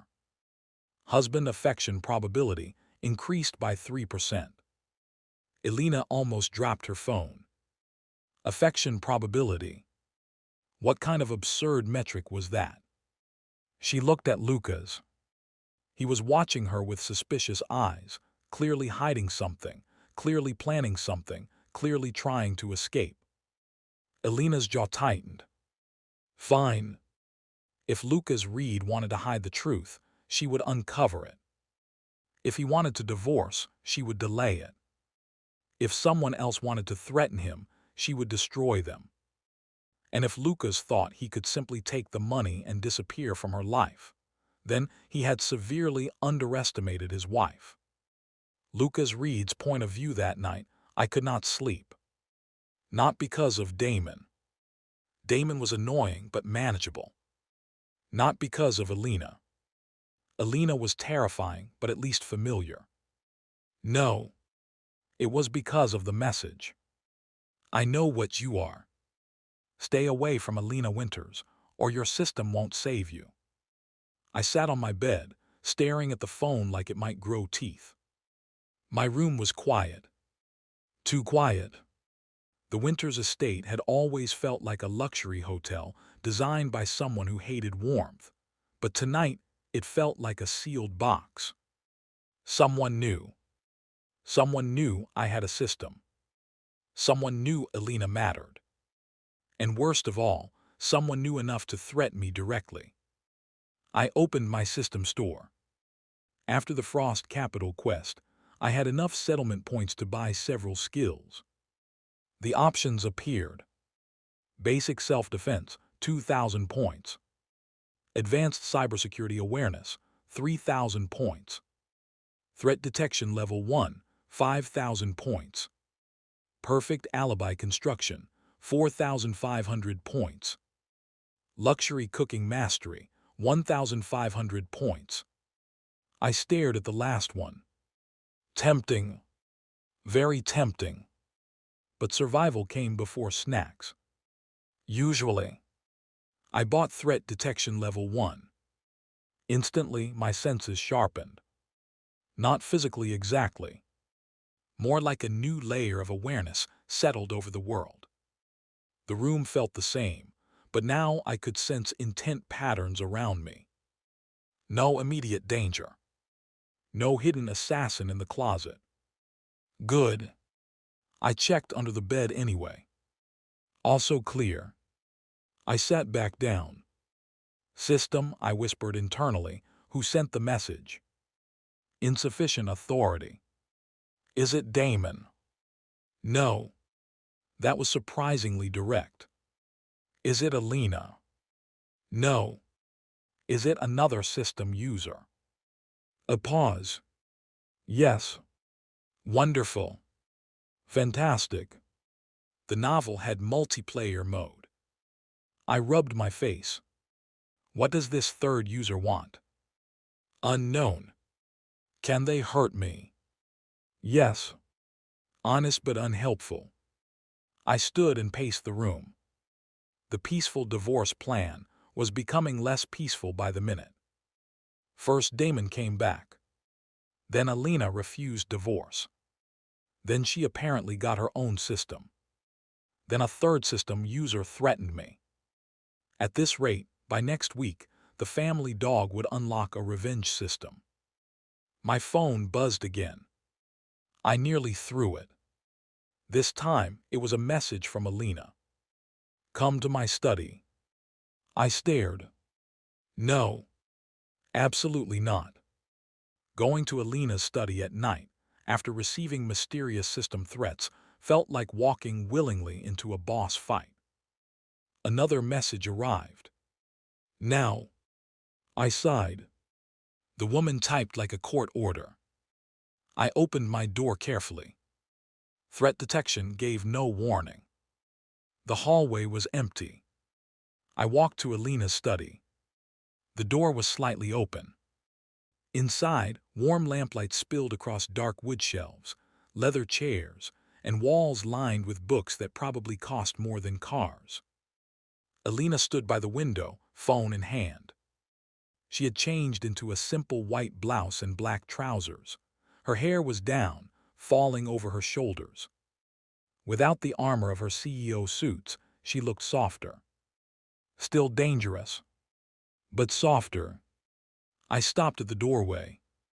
You summoned me. Come in. I'm comfortable here. Lucas. I entered. The door closed behind me automatically. I looked back. Elena, why does your study door close like a villain's lair? Sit. I sat. She placed a printed sheet on the desk and slid it toward me. It was a screenshot of my threat message. My blood went cold. I looked up. How did you get this? She watched me silently. Elena. You received it at 10:47 a.m., she said. Unknown sender, encrypted route. The message passed through 7 relay servers. I stared. You traced my phone. Yes. That is illegal. So is threatening my husband. The words hit me strangely. My husband. Again. Not contract partner. Not Lucas. Husband. I swallowed. You shouldn't involve yourself. Her eyes chilled. Wrong answer. Elena, someone threatened you. I noticed. And your first instinct was to hide it. Yes. Why? Because I have a system. Because you have a system. Because this story has officially gone off the rails. Because I don't know if trusting you will save me or trap me. I said none of that. Instead, I leaned back and smiled. I didn't want to worry you. Elena stared. Then said flatly, lie. I sighed. Fine, I didn't want you asking questions. Better. Elena, this doesn't concern you. Her expression turned colder. Lucas Reed, you are my legal husband. You live in my house. You were threatened after being challenged by my ex. It concerns me. I muttered, when you say it like that. She leaned forward slightly. What are you hiding? There it was. The question. The one I could not answer. So I deflected. What are you hiding? Her eyes narrowed. Me.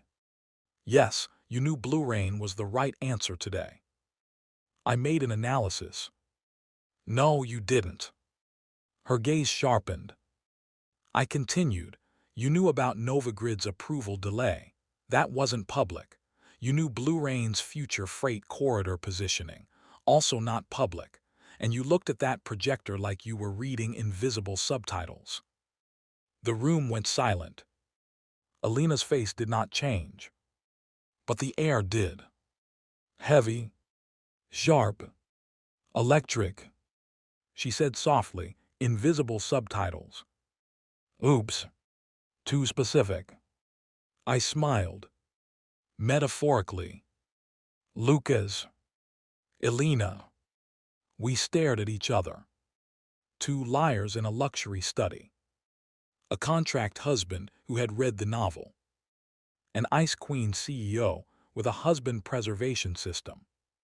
Neither willing to blink first. Finally, Elena spoke. If I tell you something unbelievable, will you tell me the truth? My heart pounded. This was it. She was going to reveal her system. If she did, should I reveal mine? No. Too risky.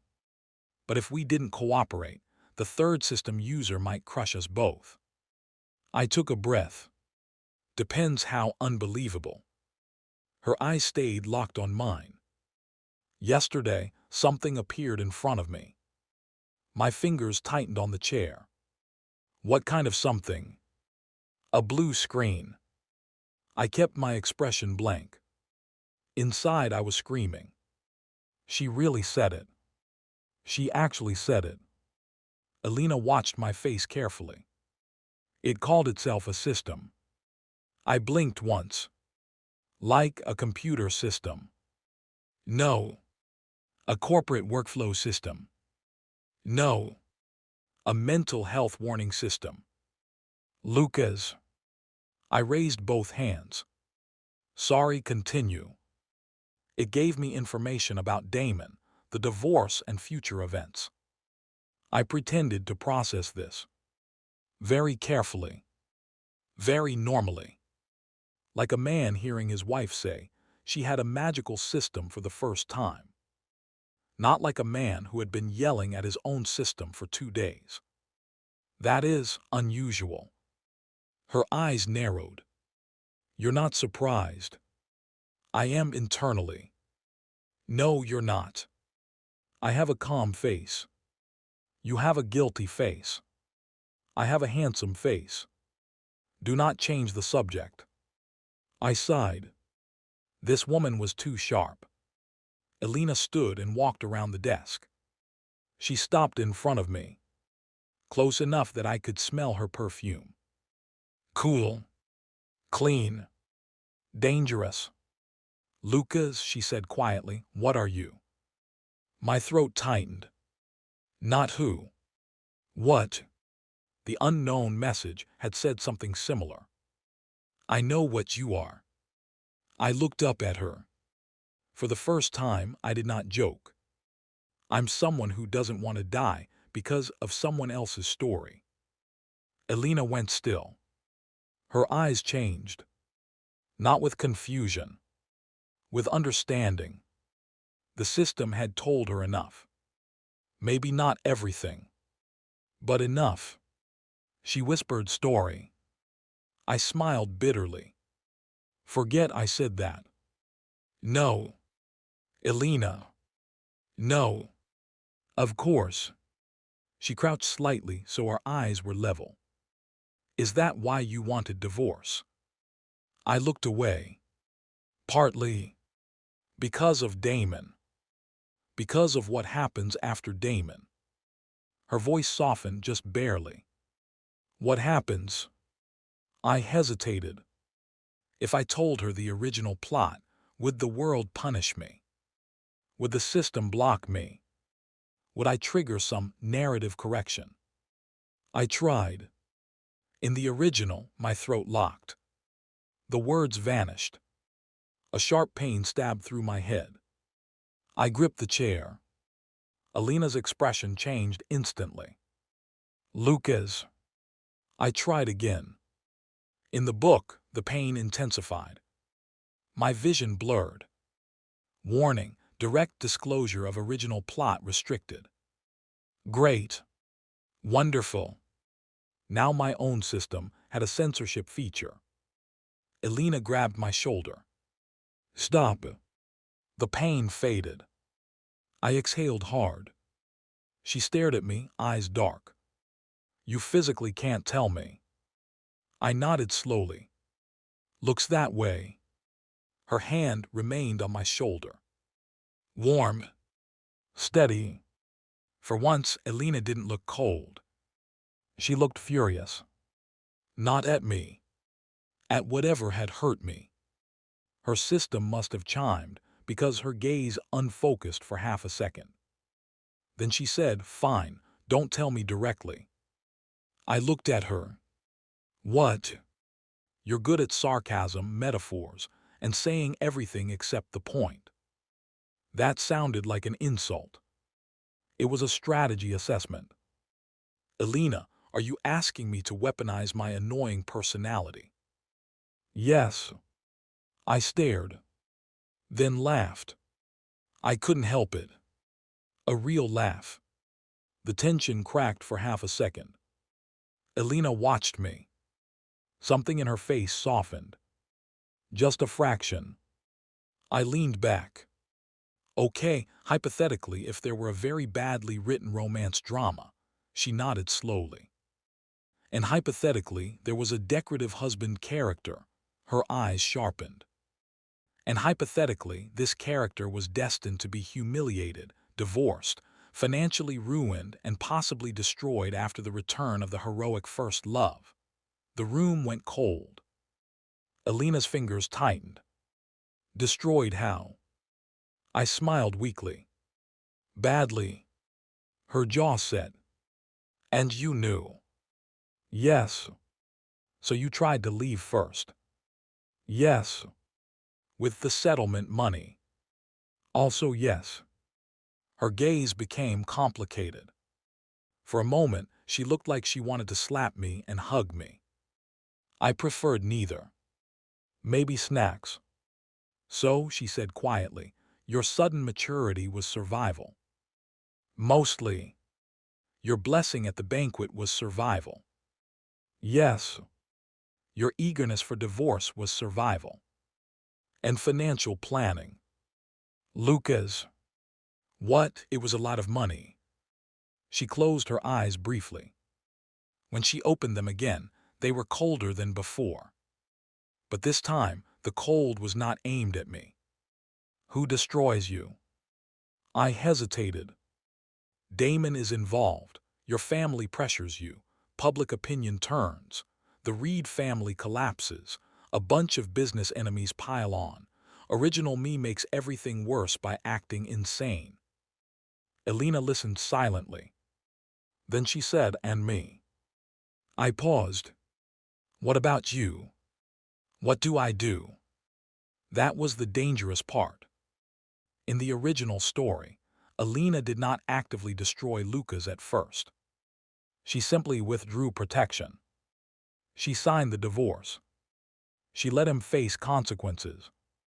Later, when Lucas kept harassing her and Damon, she finally crushed him. But this Elena had noticed the tea outside her study. This Elena had delayed the divorce. This Elena had traced my threat message. This Elena had a system called. Actually, I didn't know the name, but based on behavior, probably something terrifying. I chose my words carefully. You stop protecting him. Silence. Elena's face turned pale. Just slightly. But I saw it. For a long moment, she said nothing. Then she whispered, I see. Elena, that was the original situation. It doesn't mean. I said I see. Her voice was calm. Too calm. Then her phone buzzed. At the same time, my system dinged. Warning, third system user has initiated event. Reed family debt crisis. My blood ran cold. Elena looked at her phone. Her expression sharpened. What happened? I asked. She turned the screen toward me. A breaking financial alert. Reed Holdings accused of falsifying loan collateral. Banks demand immediate repayment. Stock suspended pending investigation. My family. Well, Lucas's family. In the original novel, the Reed family collapsed after the banquet video scandal. But now, it was happening early. Too early. The third system user had moved. My phone rang. Caller ID, mother. Lucas Reed's mother. I stared at the screen. Memories from this body stirred. Warm hands. Hospital visits. Birthday cakes. A woman who called every week even when original Lucas was too bitter to answer properly. I was not the original Lucas. But the emotions in this body were real. I answered. A trembling voice came through. Lucas, something happened to the company. Your father collapsed. The bank people are here. They said we committed fraud. I don't know what to do. My hand tightened around the phone. Elena's expression changed. Mom, I said quietly, don't panic, I'm coming. I hung up. For the first time, I felt anger. Not irritation. Not comedic frustration. Real anger. Someone had threatened me. Fine. Someone had dragged Damon around. Fine. But now they had touched innocent people to force the plot back on track. My system chimed. Emergency quest issued. Save the Reed family. Quest description. Prevent early collapse caused by third system interference. Protect family assets and identify the attacker's method. Reward. Advanced legal warfare skill. 10,000 settlement points and threat detection level 2. Before I could move, Elena was already at the door. Come. I looked at her. You don't have to, she turned back. Her eyes were glacial. Lucas, I am going with you. This is my problem. No. Elena, her voice cut through the room. You said in that story, I stopped protecting you. I froze. She looked at me, cold and beautiful and furious enough to burn the whole city down. That version of me was a fool. Then she opened the door. This one won't. For a moment, I forgot how to breathe. Then I stood and followed her. Because whether I liked it or not, the story had changed. The Ice Queen CEO had awakened her own system. The original hero was no longer the only threat. A hidden third player had entered the game. And my peaceful divorce plan. Completely dead.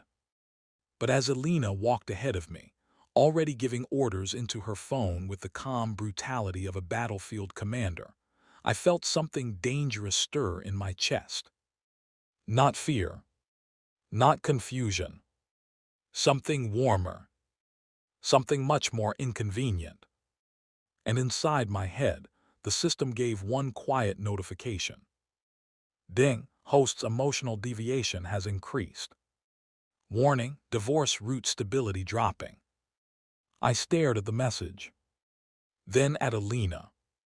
Then sighed. Oh, I am so doomed. By the time Elena and I arrived at Reed Holdings, the building looked less like a corporate headquarters and more like the opening scene of a financial disaster documentary. Reporters crowded the front entrance. Employees stood around in panic clusters.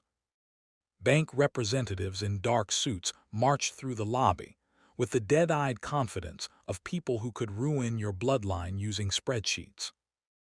And standing near the revolving doors was my mother. Well, Lucas Reed's mother. Grace Reed. She was usually elegant in a gentle, old-money way. Soft pearls, warm cardigans, kind eyes. The sort of woman who made tea when stressed instead of committing emotional violence. But right now, her face was pale, her eyes red, and her hands trembled around her phone. The second she saw me, her expression broke. Lucas. Something in my chest tightened. Not fully mine. Not fully his. But real enough to hurt. I stepped forward quickly. Mom. She grabbed my arm like I was the last stable thing in the world. Your father collapsed during the board meeting. They took him to the executive lounge. The bank says we falsified collateral documents. They're demanding immediate repayment on all loans. I don't understand. Your father would never do that. I knew he wouldn't. Not because I personally knew Thomas Reed well, but because in the original novel, the Reed family was weak, declining, and too proud for their own good. Not criminal. Their collapse came from market pressure, Damon's influence, and Lucas's public disgrace. This was artificial. Someone had shoved the plot forward with a crowbar. Elena stepped beside me. Grace looked at her, startled. President Winters. Elena's expression was calm, but her voice carried the kind of authority that made lawyers sit straighter. Mrs. Reed, where are the bank representatives? Grace hesitated. In the main conference room. And Mr. Reed. The lounge. Elena looked at me. You check on your father. I'll handle the bank. I blinked. You'll handle the bank. Her eyes flicked toward me. You are emotionally compromised. I am not. You called her mom. That's because she is his my. I stopped. Elena's gaze sharpened. Oops. Very nearly stepped on a transmigration landmine. I coughed. She is my mother, obviously, normal sentence. Elena looked like she filed that away in the terrifying cabinet inside her mind, labeled things. Lucas said that make no sense. Then she turned and walked toward the conference room. I quickly caught her wrist. Elena. She stopped. The entire lobby seemed to freeze at the sight of me, grabbing the Ice Queen CEO's wrist. Honestly, same. Even I was surprised. What? She asked. Don't go too hard. Her eyes narrowed. They attacked your family. Yes, but if you destroy the bank, that creates paperwork. For a second, she stared at me. Then the corner of her mouth twitched. Again. Tiny. Almost invisible. But there. Noted, she said. I'll leave enough of them for paperwork. Then she pulled her wrist free and strode away. Grace watched her go, stunned. She came with you. Yes. She looked angry. That's her supportive face. Grace turned to me slowly. Lucas, are things between you and Elena better? I opened my mouth. Closed it. How did I answer that? My wife had delayed our divorce with contract law, awakened a husband preservation system, discovered I was trapped in a story, and was currently marching into a conference room to financially execute people on my behalf. So naturally I said, complicated. Grace squeezed my hand. Complicated is better than hopeless. I had no response to that. Instead, I followed her to the executive lounge. Thomas Reed lay on a sofa, looking gray and exhausted. A company doctor checked his blood pressure while two senior employees whispered anxiously nearby. The moment Thomas saw me, shame crossed his face. Lucas. Dad, I said, the word feeling strange and familiar at once. He tried to sit up. I pressed him back down. Don't, you look like a ghost who lost money. Even in his weakened state, Thomas gave me a tired glare. Still talking nonsense at a time like this. Consistency is important. Grace let out a shaky laugh. Thomas's expression softened slightly, then darkened again. You shouldn't have come. This mess has nothing to do with you. That's usually what people say 5 minutes before the mess becomes my problem. He sighed heavily. The bank claims our warehouse assets were pledged twice as collateral. They have documents with my signature. Did you sign them? Of course not. Then it's forged. Thomas closed his eyes. Forgery still needs proof. The board is already panicking. Some directors are demanding I resign. Suppliers are calling. If the banks freeze our credit line, Reed Holdings is finished. My system chimed. Emergency quest active. Save the Reed family. Current crisis factors. Forged collateral documents, coordinated bank pressure, board betrayal, media amplification. Suspected third system interference, high. Great. A financial assassination combo meal. I looked at the senior employees, who had access to the original collateral files.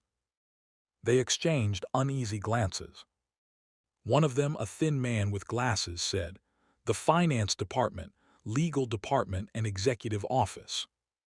Names. He hesitated. Thomas frowned. Lucas, this isn't something you can solve by throwing names around. I turned to him. Dad, with all due respect, you look like a man who tried solving this the polite way and nearly became furniture. Thomas opened his mouth. Grace quietly said, "Let him try." That surprised both of us.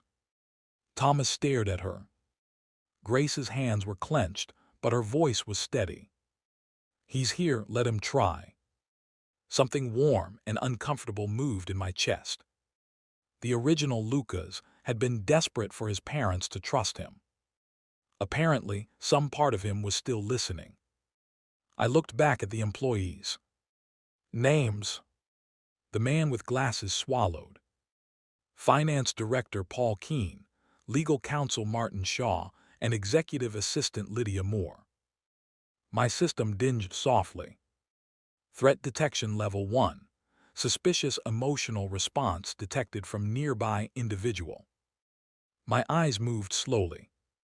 The other senior employee, a woman in a navy suit, had gone very still. Her badge read Lydia Moore. Well, well, well. That was convenient. Too convenient. I smiled. Lydia, right. She flinched almost imperceptibly. Yes, Mr. Reed. How long have you worked for my father? 7 years. Loyal employee. I'd like to think so. Good, then you won't mind handing me your phone. Her face changed. Just slightly. But enough. Thomas frowned. Lucas. I kept my eyes on Lydia. Phone. She forced a nervous laugh. I don't understand. Neither do printers, but people still expect them to work. No one laughed. Wrong room. I held out my hand. Phone. Lydia stepped back. This is inappropriate. You know what else is inappropriate? Forging loan documents and sending my dad into cardiac cosplay. Her face went pale. I didn't. The door opened. Elena walked in. Behind her came 2 bodyguards, 1 Winters Group attorney, and 3 bank representatives who looked like they had just been spiritually audited. Elena's gaze swept the room. It landed on Lydia. Then on me. What happened? I pointed. She's nervous. Elena looked at Lydia once. Take her phone. Lydia panicked. You can't do that. Elena's attorney adjusted his glasses. Actually, due to the ongoing fraud allegation and your role as executive assistant with access to disputed documents, we can request preservation of relevant evidence. Refusal will be noted. Lydia's panic deepened. My system chimed. Threat detection, hostile intent spike. Lydia suddenly bolted. For one glorious second, everyone froze. Then one of Elena's bodyguards moved. I had seen professional athletes move slower. He caught Lydia before she reached the hallway. Her phone slipped from her hand and skidded across the floor. It landed near my foot. The screen lit up. A message notification appeared. Unknown, did Reed collapse yet? Damon needs the opening by noon. The room went silent. Damon. Of course. Of course his name was attached. The original mail, Leed's fingerprints were all over the timing. But my system had said Damon was not the third system user. Meaning Damon was either being used or helping without understanding who was really behind it. Elena picked up the phone with a tissue. Her expression became murderous. Grace covered her mouth. Thomas stared in disbelief. Damon Frost, he whispered. I sighed. Man really woke up and chose villainy before lunch. Elena handed the phone to her attorney. Clone it, preserve everything. Contact cyber forensics, and no one leaves this building without being logged. Her attorney nodded. Yes, President Winters. One of the bank representatives, a stout man with a red tie, cleared his throat nervously. President Winters, while this is concerning, the bank's position remains. Elena turned her head. He stopped speaking. Beautiful survival instinct. She walked toward him slowly. Your bank demanded immediate repayment based on documents you now know may be forged. We acted based on available evidence. You sent media notices before completing authentication. That was not. You coordinated with 3 other lenders within the same hour. His forehead shone with sweat. That is standard when risk exposure. Elena placed a folder on the table. The man froze. I just acquired 11% of your bank through Winters Group's investment arm. The banker's mouth opened. No sound came out. I stared at Elena. When did she do that? She continued calmly. Your board will receive my formal complaint within the hour. Your compliance division will open an internal investigation by end of day, and you will suspend all aggressive collection actions against Reed Holdings until the forged documents are independently reviewed. The banker swallowed. That may require approval. Elena's voice dropped. Then call someone who enjoys keeping their job. The banker immediately reached for his phone. I watched in awe. This was not negotiation. This was corporate dragon breathing fire while wearing heels. My system chimed. Emergency quest progress, bank pressure neutralized, settlement points plus 2000. Wait. I got points for Elena's work. System, you shameless beauty. Thomas looked at Elena with stunned gratitude. President Winters, I don't know what to say. Elena's gaze flicked briefly toward me. Then back to Thomas. You can thank Lucas. He identified the internal leak. I blinked. I identified nervous energy. It counts. Grace looked at me like I had personally saved a village. Thomas stared at me with a complicated expression. For the first time since I arrived in this world, Lucas Reed's father looked at him with something dangerously close to pride. That was uncomfortable. I preferred money. Money did not look at you with expectations. Just then my phone buzzed. Another unknown message. You saved them this time, cute. I stepped away slightly and opened it. A second message appeared. But every route has a cost. If Elena keeps protecting you, she will lose Winters Group. My blood went cold. A third message followed. Choose carefully, outsider. Divorce her and your family survives. Stay with her and everyone burns. I stared at the screen. Threat detection hummed faintly. Not immediate physical danger. But the intent behind the message felt sharp. Calculated. Cruel. Elena appeared beside me before I could hide the phone. Show me. No. Lucas. I looked at her. For once, I did not joke. Elena, this person is targeting you too. Then show me. I hesitated. Then handed her the phone. Her eyes moved over the messages. Her expression did not change. That was how I knew she was furious. Utterly furious. The temperature in the room seemed to fall. Her system must have activated because a faint blue reflection flashed across her eyes. She handed the phone back. Good. I stared. Good. They threatened Winters Group. That is not good. It means they're afraid direct attacks on you won't work anymore. Elena, that is a very CEO interpretation of danger.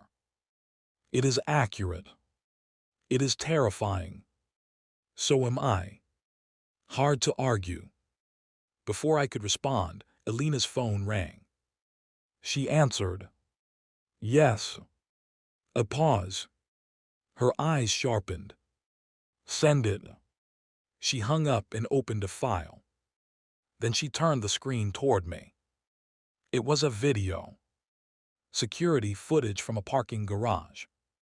Lydia Moore stood beside a black sedan, handing documents to a woman wearing sunglasses and a cream trench coat. The woman's face was partially hidden, but her posture was elegant, relaxed, confident. Not Damon. Not someone I recognized immediately. Then she turned slightly toward the camera. My system dinged. Warning, important character detected. Name Cassandra Vale. Role, original hidden antagonist. I nearly cursed. Cassandra Vale. I remembered her. In the original novel, she was not introduced until much later. She was Damon Frost's business partner, secret admirer, and eventual villainess. A brilliant venture capitalist who had helped Damon build Frost Capital overseas. She loved Damon obsessively, but Damon only saw Elena. So Cassandra smiled sweetly, supported him publicly, and destroyed every woman who got too close privately. In the original story, she targeted Elena halfway through the business arc. But now, she was targeting me. Why? My system answered as if offended by my ignorance. Third system user probability, 91%. Oh, lovely. The Yandir investor had a system. Because apparently the plot looked at one cheating protagonist, one divorce system, and one husband preservation system, then decided what this story needed was a financially armed psychopath. Elena noticed my expression. You know her. I sighed. Hypothetically. Lucas. She's Cassandra Vale, Damon's overseas partner, very smart, very dangerous, probably in love with him, definitely not emotionally regulated. Elena's eyes narrowed. Damon brought her back. Most likely. And she is attacking your family to force you away from me. That appears to be the theme. Elena's lips curved into a cold smile. The kind of smile that made empires update their insurance policies. Then she made a mistake. I looked at her. Elena, I know that look. That is the look of someone about to commit hostile acquisition. She threatened my husband. You keep saying that. You keep reacting. That is because it is a legally loaded phrase. It is an accurate phrase. I rubbed my temples. This woman was going to be the death of my peaceful retirement. Still, the Reed crisis was not fully solved. We had caught Lydia, but the forged documents were already in circulation. The board was still panicking. Suppliers were still scared. And Cassandra had just declared open season. I looked at Thomas. Dad, we need a full internal audit. Every document Lydia touched, every payment from the past 6 months, every board member who suddenly started pushing resignation. Thomas frowned. You sound like you know what you're doing. I paused. Thanks to my system, I did. Contract law expertise, plus newly gained investment instincts, plus emergency quest pressure. But to my parents, it looked like their formerly useless son had suddenly become competent overnight. Great. Another misunderstanding. I smiled. I watched some videos. Thomas stared. Grace whispered, Lucas. What? Educational content is powerful. Elena, traitor that she was, said calmly, Lucas is being modest. No. No, I was being honest. Stop upgrading my image. Thomas's gaze grew, even more complicated. I underestimated you. I sighed internally. Another one. Soon the entire city would think I was a hidden genius, because I did basic pattern recognition and had supernatural pop-ups. Elena's attorney returned with Lydia's cloned phone data. His expression was serious.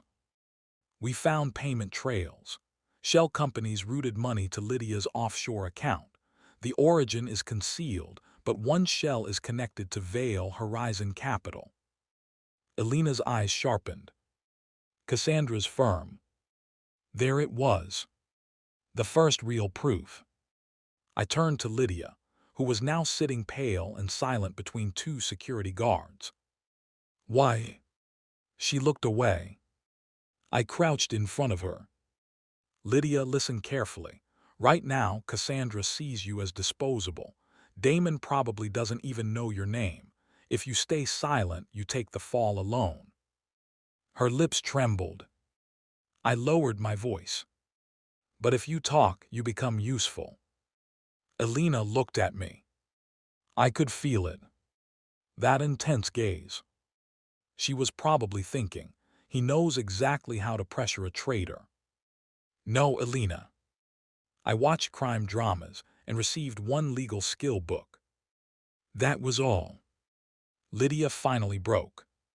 She said Reed Holdings had to collapse today. She said if Mr. Reed lost his family support, he would be forced to divorce President Winters.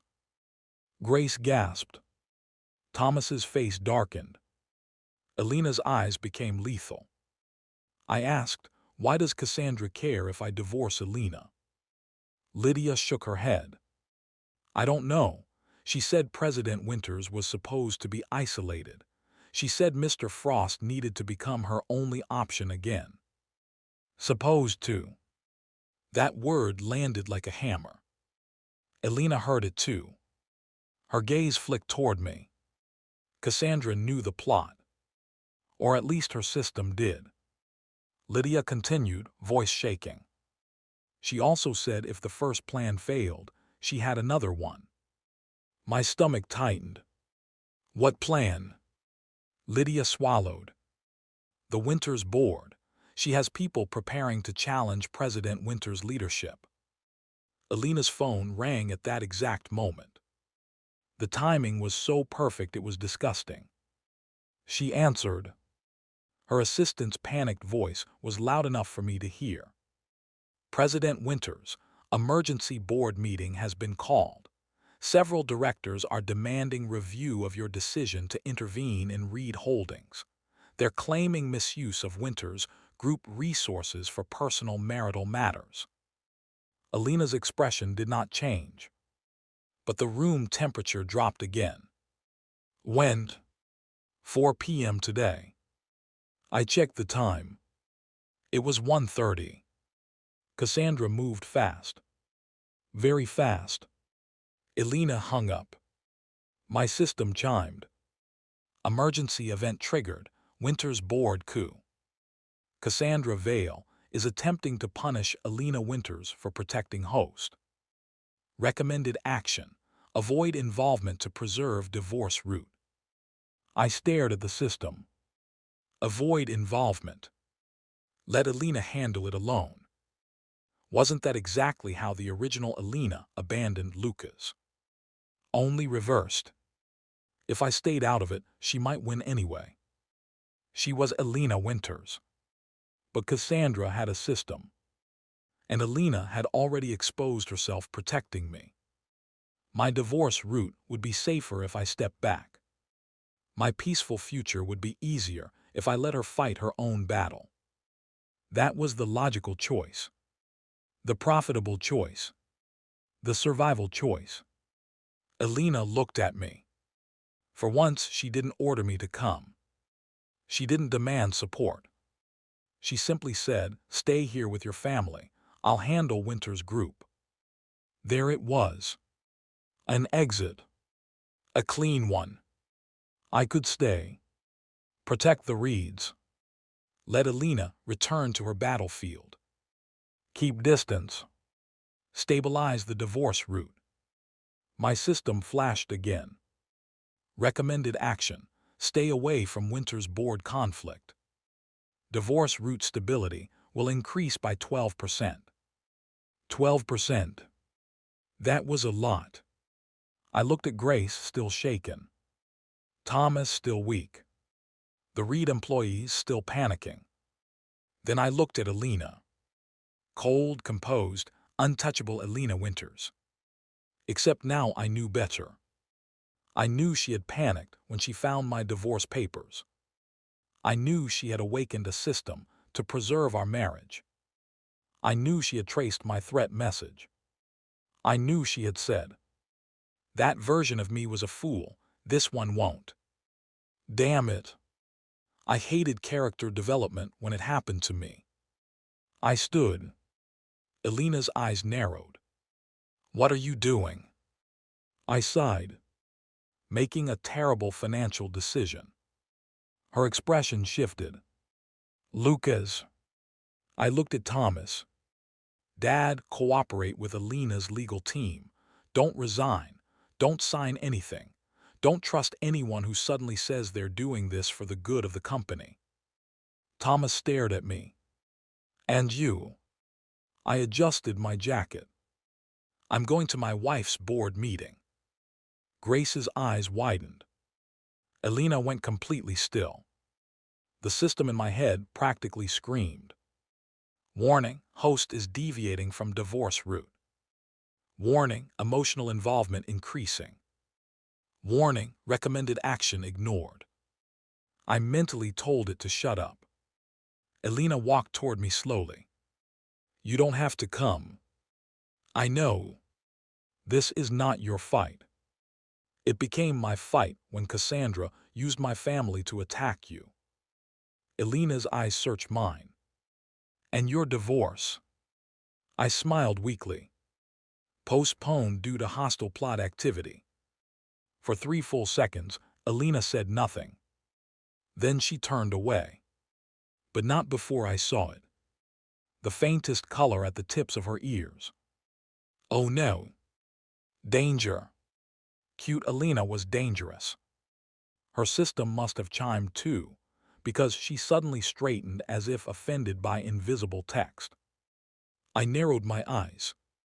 "What did your system say?" She froze, then slowly looked at me. I froze too. Oops. We had not officially admitted we both had systems. Elena's eyes became sharp. "My system." I coughed. I said, "Assistant, what did your assistant say?" "No, you didn't. I have a speech problem under stress." "Lucas." "Elena." She stepped closer. "You have one too." I looked away. "I have many things."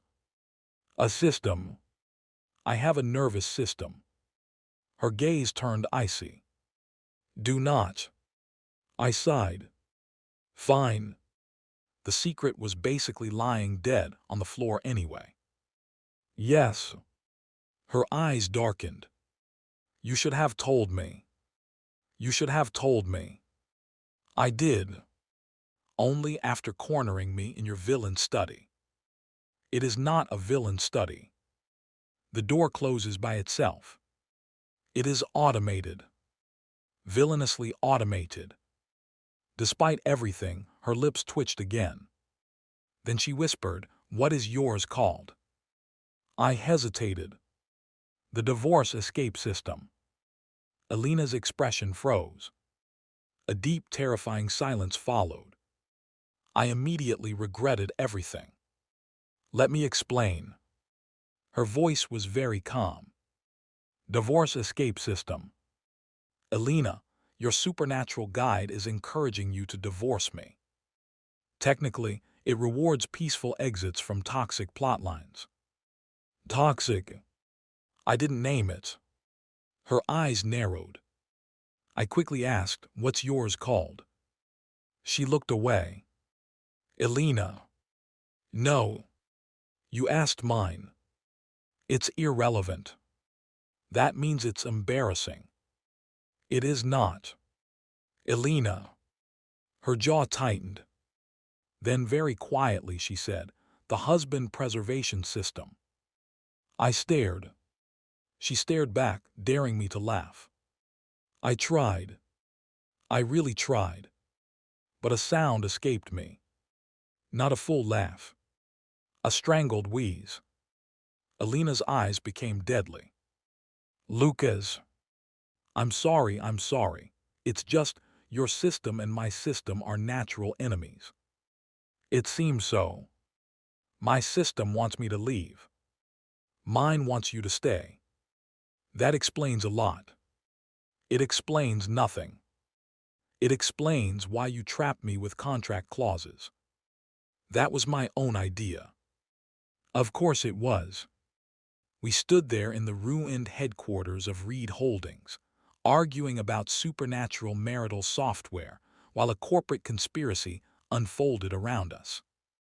This was my life now. Elena lifted her chin. At least mine has good judgment. My system gave me $100 million. Her expression flickered. What? And a penthouse. Her eyes narrowed. The penthouse came from your system. Yes. I knew it. Please don't confiscate supernatural property. I'm considering it. Before I could respond, both our systems chimed at once. Mine. Joint event detected. Winters board coup. Hers, judging by her sudden expression. Probably the same. Then my panel updated. Temporary alliance mode available. Condition: cooperate with second system user to defeat third system interference. Warning: alliance may reduce divorce root stability. Reward: shared plot resistance, 15,000 settlement points, advanced legal warfare skill, and couple synergy level 1. I stared. Couple synergy? Absolutely not. No. Unacceptable. I looked at Elena. Her eyes had that same blue reflection. She was reading something. Then she slowly turned toward me. What does yours say? I asked cautiously, what does yours say? She paused, then said, temporary alliance mode. My heart sank. Mine too. And I looked away. Nothing important. Lucas. It mentioned rewards. What rewards? Legal skill, points, plot resistance. And I coughed. Something called couple synergy. Elena's expression went blank. Then to my horror, her ears turned pink again. Her system must have said the same thing. I pointed at her. You saw it too. No. Elena. No. This is serious. We may be forced into teamwork by supernatural marriage software. She took a breath. Focus, board meeting first. Right, corporate coup first, supernatural couple mechanics later. Grace, who had been listening with increasing confusion, finally spoke. Lucas, are you and Elena all right? I turned to my mother with the calmest smile I could manage. Absolutely, just normal marital communication. Thomas muttered from the sofa, doesn't sound normal. It's modern. Elena was already walking toward the exit. I followed. As we entered the elevator, she pressed the underground parking button. The doors closed.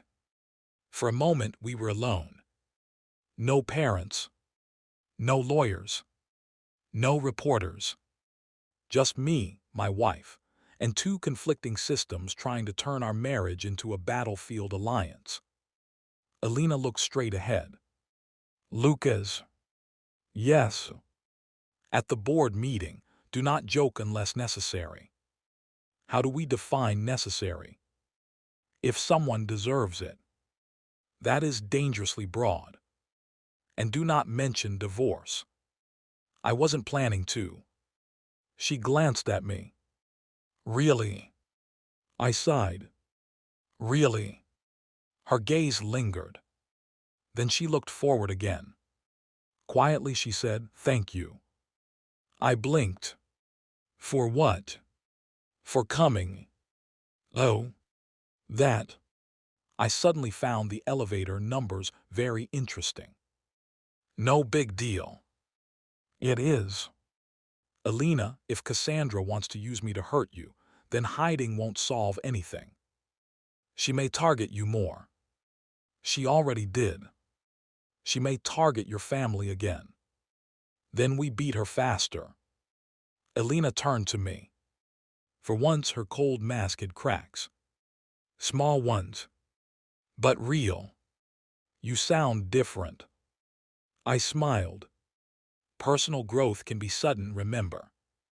This time she did smile. Not the shadow of one. Not a twitch.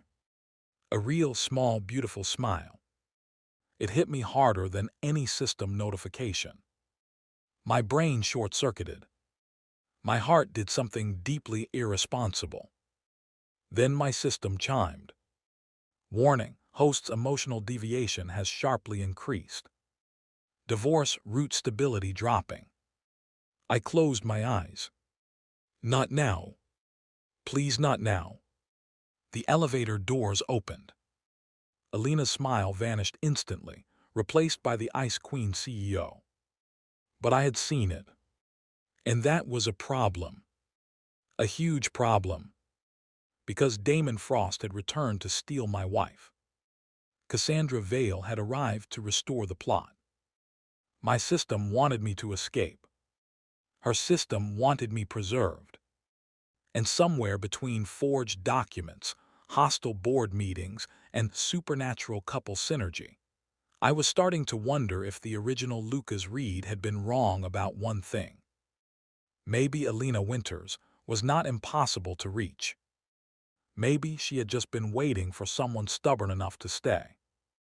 Too bad I had built my entire strategy around leaving. At 4 sharp, we entered the Winters Group boardroom. The long table was filled with directors. Old men in expensive suits. Cold-eyed shareholders. Legal advisors. And at the far end, sitting gracefully in a cream trench coat with a faint smile on her lips, was Cassandra Vale. The woman from the security footage. The hidden antagonist. The third system user. She looked at Elena. Then at me. Her smile deepened. President Winters, Mr. Reed, how lovely that you both came.